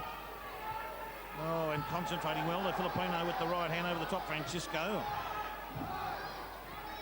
White trunks, the Filipino with silver braid. Oh, slapping punch to the ribcage, Barry, would have hurt. Yeah. And the boys are tangled up, and O'Malley swings Francisco to the canvas in a swinging motion. Keith Ellis annoyed in his in the O'Malley corner there. But O'Malley fired up, comes in, but pushes Francisco away. Boland comes in to break him up. Yeah, as we were saying before, Mick's only loss was he lost his Commonwealth title over in Scotland when he dislocated his shoulder. And that's been operated on, and telling me before that it's as good as gold now. So the right hand, Barry. Oh, look, he does some amazing punches, Mick. He really does. That's got to take enormous strength out of your body to do a double or triple uppercut like that, I'd say. Well, you know, if they land, it's not so bad, mate. It's when you miss them with punches that takes it out of you. And I'll tell you, Mick hasn't missed with many so far. Look at that. Big right hand again. Good left hook. Swinging around. Oh, Francisco got one back in the belly's fired up. The referees had to push them apart. Told them to watch themselves, fight the spirits of the game. Francisco fired back well there with a right hand. Nice countering right. Gee whiz, what an opening to the bout. We had a top notch boxing here. This is no problem here. This is a fantastic opening to a junior lightweight bout. Melly with a left hand. What a classic left hook. What a huge punch. Lovely left hook from Mick O'Malley. Oh, wicked left the hand. Shamrock Express crashed him to the canvas again. That Shamrock Express isn't going to stop any station. Whoa! Oh, boy. Mick. I thought he was bowling for Australia then for a minute. Unbelievable. What a round. I don't think we're going to be in for a long night here somehow. It could well be. It could well be. What a start to a junior lightweight fight. I've seen O'Malley dish it out, and this fighter here, this Francisco's taken everything thrown at him. Yeah, no, got a head like granite, mate. I mean, the next, what's Mick going to do next? Pick up a table from ringside and bang it over his head. Yeah, he's thrown everything else at him. That left hook that hit him, that dropped him that second time there was flush on the chin. And, you know, he recovered quickly. I mean, you've got to give these guys credit for their fitness and their strength to recover from a shot like that, which was flush on the chin. Same as the first round. I mean, he really did recover well. But there's only so much a body can take. And if that happens again this round, I think, you know, well, it's got to take its toll. It must take its toll, but I think Gus Mercurio always used to talk about the travelling of the electricity to the brain, Barry, and it hasn't hit the Filipino boy yet. He's been fantastic to stay in this bout with such a heavy artillery being thrown at him. And O'Malley with that left hand again straight over the top. He's fearsome when he's in this frame of mind, O'Malley. Oh, he is. I'd like to see him sort of settle down a little bit. You know, he's really fired up big time. Well, he is. Mean, and, he's trying to bang him up. He's got everything working there now. The Filipino boy's done a great job in ducking and weaving out of some of those punches. Got pretty good reflexes for 90% of the time, Francisco. That's the other 10% he's got to worry about. Mate, that's the most important part. The strong-looking customer from the he just hit with Mick O'Malley with a nice short right hand. Mick didn't like it, but took it. Now bouncing around, good lateral movement, O'Malley. Great reflexes, O'Malley. And the right hand! Oh, the referee's grabbed O'Malley. The referee's earning his money here. Now, was it because of a low blow? No, I don't think so. O'Malley's not gesticulating. He's sending him to the... his protector's tangled up, I think. I think he's got a problem there with the... apparatus around his waist. No, I don't think he's got any problems with his apparatus. I think it's got something to do with the protector he's got on. That's correct, Mary. The corner's struggling there at the moment, trying to carry out some improvements to the trunks looking and good to now. The leather gear, the protector. And now they're ready to fight. Boland calls them back in. O'Malley absolutely devastating at the moment, but Francisco brave and resilient. Very brave. Very look, resilient. These Filipino guys are brave, mate. They're tough, they're conditioned.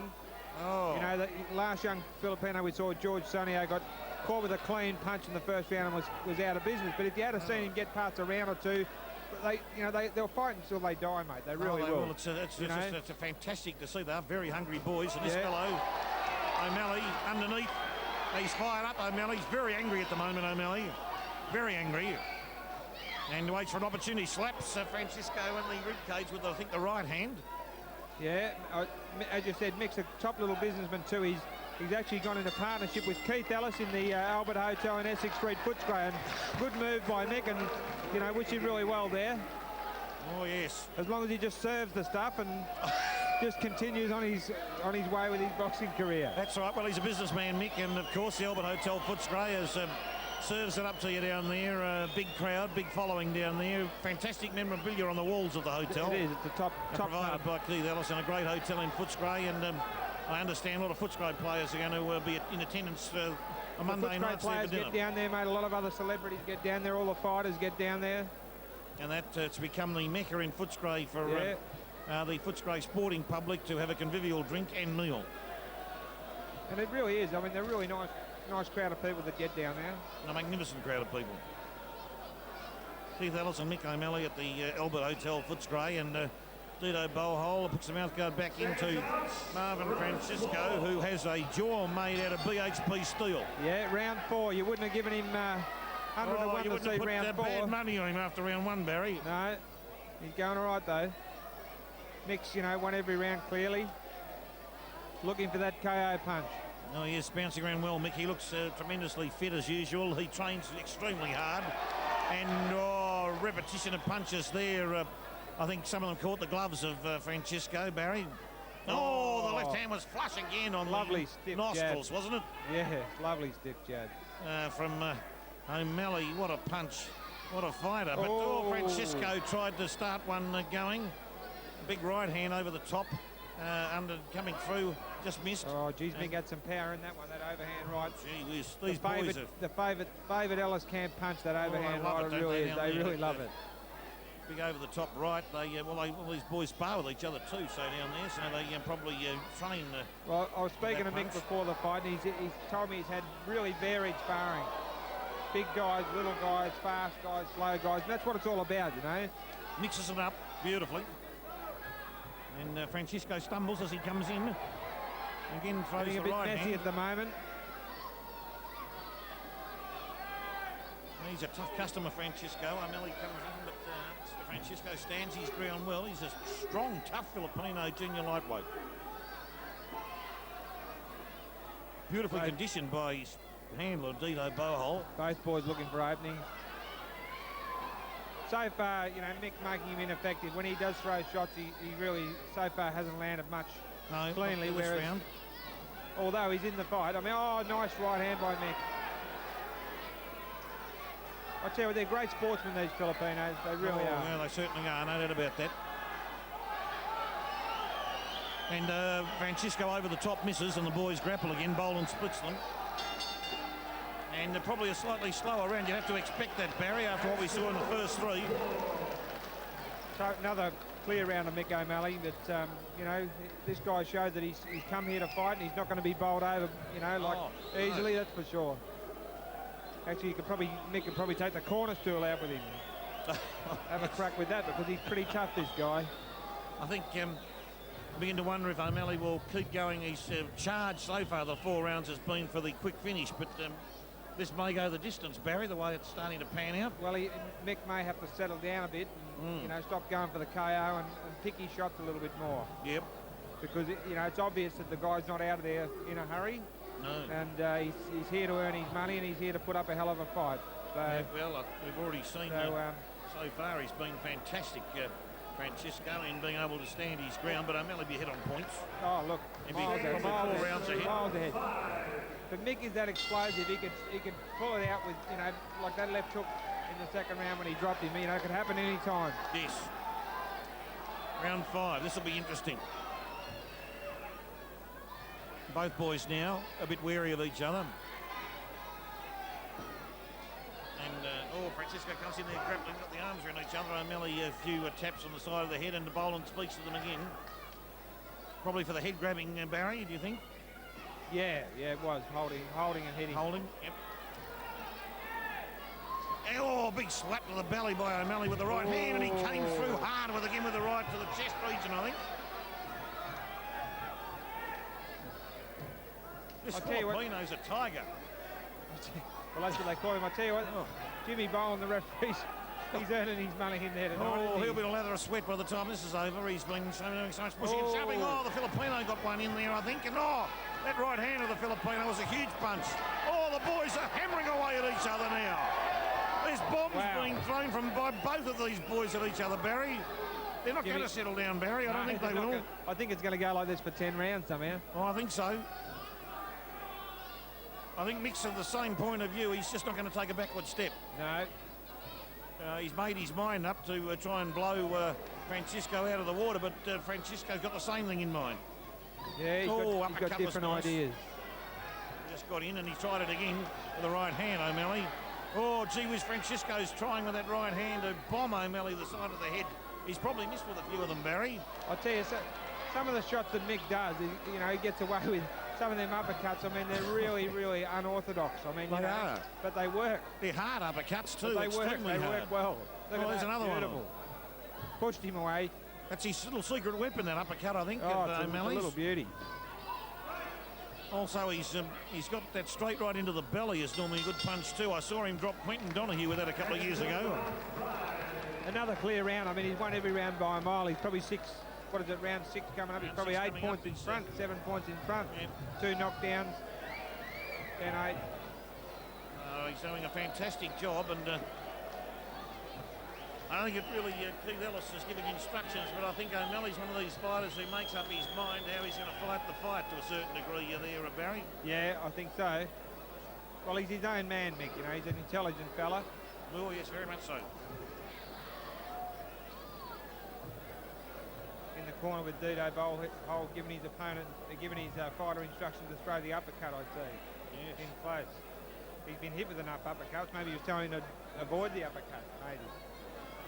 He certainly, he seems to have decided to go for the big right hand over the top himself, the Filipino. Yeah, well, so far he's been pretty ineffective with most of the shots he's thrown.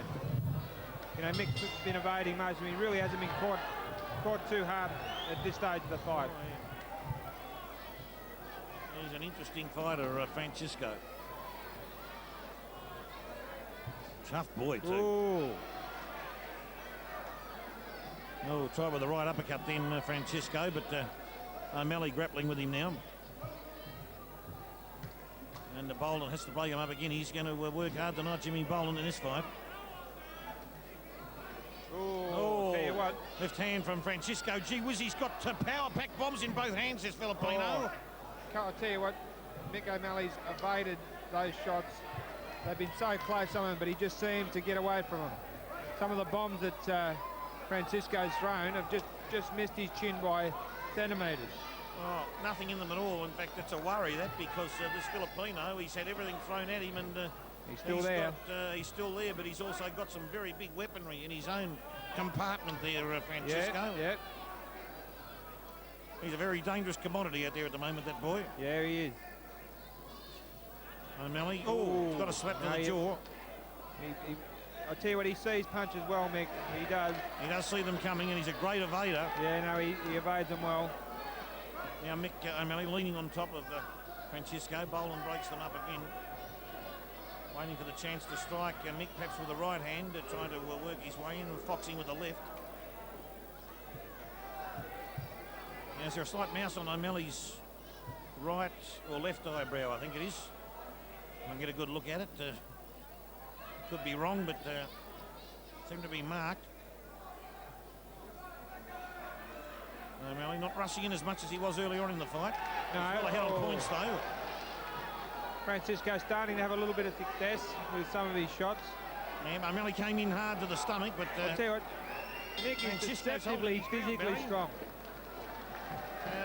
The way this fight's panning out, O'Malley's built up the lead, but Francisco won't go away, and he seems to be, he's certainly standing his ground and meeting everything O'Malley's now throwing at him. Yeah, but I still, like Mick O'Malley's still making those punches miss. He's still, scoring the better shots. That was probably the closest round we've had so far. But I think around about the 7th round, you usually get your second win. It'll be interesting to see what happens from here on. But, give this guy credit. He really has taken some big bombs, and he's firing back well. Certainly has. And you wouldn't want to be on the end of some of those big ones he's throwing. Oh. And to Mick's credit, he hasn't looked like being on the end of one yet. Well, he's evaded most of those big bombs beautifully, but this Filipino's got bombs in both hands. That's what appears to be the case. Not just the right hand, but some of those lefts he threw, they just missed by a whisker. Here we go, round 7. The corner in the Filipino corner, a lot of water there. Hopefully won't cause any problems. Francisco now doing more of the stalking on O'Malley. Yeah, not been effective so far. Yeah, trying to take the fight up to the boy. He knows he really has to. He's really trying hard, he is. Oh, he's doing a great job. Effort, courage point of view, 110%. O'Malley, nice punch to the jaw. Francisco comes back That hard. was the best shot that Francisco's landed. A nice right hand he landed. Beautiful right hand. Nasty bit of head work there from the boys. Oh, yes. I don't think O'Malley took shine to that. I think was a bit of head in there. Now, so O'Malley got a mouse on that left eye. I don't know, on the top of it. I don't know what it is. A scratch or something. Eyebrow's been pushed out of position maybe, but seems to be something there. He's definitely starting to get hit a bit more now, Mick, as we come into the latter part of the fight in the 7th round. This Filipino's looks like he's been trained right up for this. He's sweating on that right hand, the Filipino. Francisco's waiting for that countering right hand. He's been effective a couple of times this round. Poking at that left jab, but yeah, he's just feigning with that. He's just feigning with that, Steve, looking for the opening for his right hand. Oh yes, that's where the Filipino's power is, undoubtedly his right hand. Although he has got a pretty fair left hook as well. But I think his right hand is his big one, which it should be, being an orthodox fighter. Yes. Now the boys still measuring each other here, and Francisco tried that big right hand again. He likes that punch. O'Malley trying to work in underneath now. That's not a bad idea. Try and get a few more body shots in as well. Nice work by Mick O'Malley. Made him miss beautifully there. Countered well. A lovely body shot from Mick. Oh, a low blow from the Shamrock Express there, I think. But came back with some uppercuts, and Boland didn't see it, so he's all right. He was caught low, though. He's tough as teak, this guy, although he's looking a bit weary walking back to his corner. Yes, he's copped a lot of punishment, Francisco. A great effort, though. And an interesting round 7. Now, round 7, Barry. Round 8 coming up. O'Malley round 7, do you think? Oh, yeah. I don't think Mick's really lost a round. I think he's won every round. Round 6 may have been even. Yeah, no, I still don't think Francisco would have got the round. Probably the last 2 rounds he's landed some reasonable shots, but the majority of them are still missing. Yes. Telegraphs them a bit, the Filipino, with the right hand. You can see it happening. Yeah. O'Malley's seeing it well. O'Malley looking very relaxed in his corner and very perceptive. Oh, Keith Ellis gave him a slap with the left hand across the cheekbone, Barry. And again. Could be a disciplinary manoeuvre, was it? I think it is.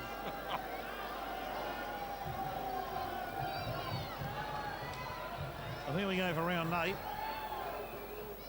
Oh, crunching right hand from the Filipino, nearly dropped O'Malley. No, I tell you, he took it well. He took it well. It beautifully, Mick. When I say, again, he's got a big right hand. You saw Mick's mouth guard nearly pop out a moment ago. I've never seen O'Malley hit like that ever. Oh, man, he was hit with another big one.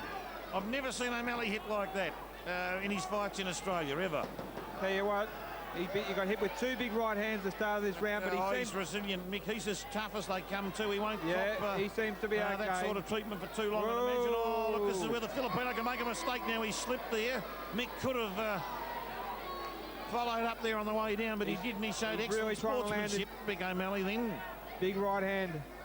And but the Filipinos decided, I'd say, for the rest of this fight, to try and drop nuclear explosions on Michael O'Malley. He certainly did, but I tell you what, it didn't have a lot of effect. I mean, Mick O'Malley took them real well. Oh, took them fantastically well. 2 big punches he took. They were huge punches. And a left hook, just took a nice left hook from Mick sees them coming. He saw those 2 coming. What's he worried about now? The Filipino fighter's worried about something. He poked his tongue out of something. O'Malley looking wary, but he's just waiting for the chance to drop the right hand in there, I'd say. And, well, you know, like Mick started like a steam train.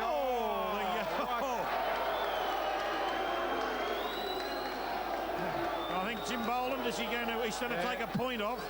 I think fair enough too. You know, Mick's getting a little bit excited up there. That's right. And, he's going to talk to the Filipino. The doctor's having a look at him. Now, what's he got? He must have a cut. Is it an eye cut? To the left eye, it must be. It's not running into the eye. Oh, he stopped the fight. He's in a bit of trouble. It didn't come from the illegal punches. Oh, look, I think he's stopping the fight. And what's going to happen here? Oh, it's a head cut. Or is it an eye cut? It's an eye cut. The boys are hugging. There hasn't even been a decision yet. And Why is both he stopping fighters... the fight? Well, has it been stopped? It's been stopped, for sure. Has been stopped. For sure. It's over. I think it's over. It is over. And O'Malley gets a TKO decision, Barry. Yeah, I think he's going to. That's a bad cut, it would appear to be. It must be on the just above the hairline, is it? The doctor and Dito Bohol, the trainer of Marvin Francisco, in urgent discussion, but the fight has been stopped in controversial circumstances here at the Cario Leisure Centre. Did Jimmy Boland take a point off for the rabbit punches, or Jim what? Boland was taking a point off. But in close in that round, I just stopped it. There was a bad head clash, an accidental head clash. The contrast of styles, so it'll actually go to the scorecards. Well, it's a unanimous decision to Mick O'Malley. I mean, he was a mile ahead on points, and an unfortunate ending to the fight. Well on his way to victory. Looked very good. The Filipino gamer than Ned Kelly. Tell you what, you know, he took some big shots, and he came here to fight this guy. Marvellous to see. They should call him Marvellous Marvin Francisco. A great effort. Love to see him fight here again. We'll have a final count.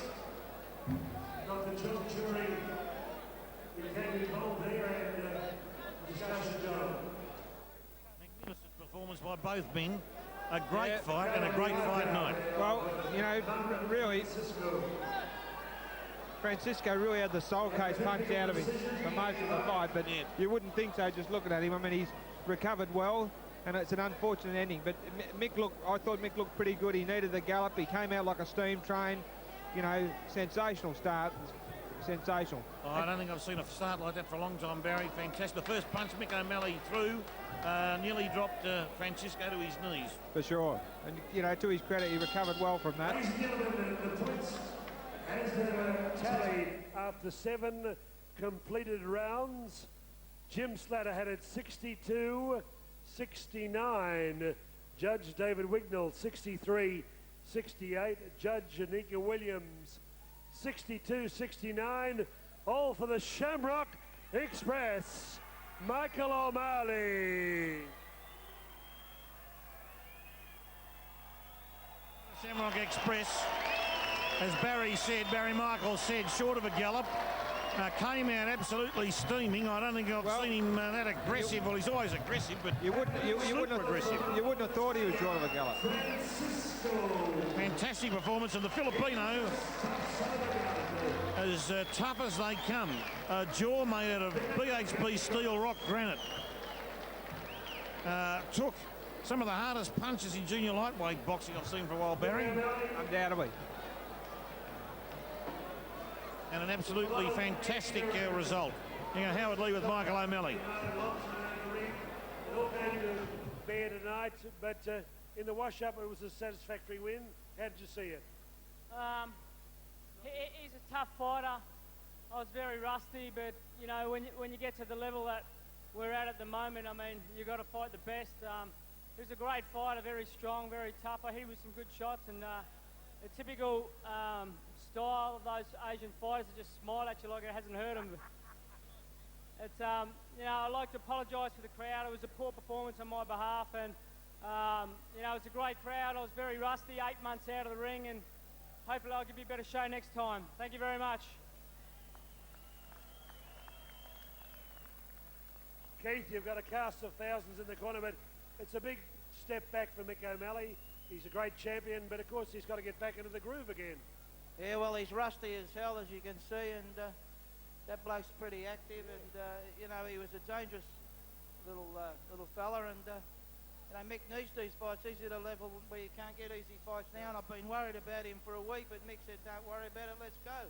Mick's also got 12 stitches in his mouth, and from an accident sparring, and he just didn't want to let anybody down, and here he is, and you know, it's been painful for a couple of days, but thanks to Peter Maniatis, and thanks to the Geelong people, if you keep coming, we'll keep putting them on. Okay, 3 cheers for Mick O'Malley. Hip hip. Hip hip. Hip hip.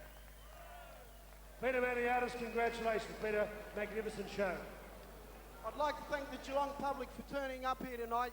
I'm really proud of you. I'd like to also thank OMX, K-Rock, Norlane Hotel, Albert Hotel. Thank you, everyone. Thanks, Scott. Protect yourself at all times. The most unluckiest loser tonight, Mick Unsworth.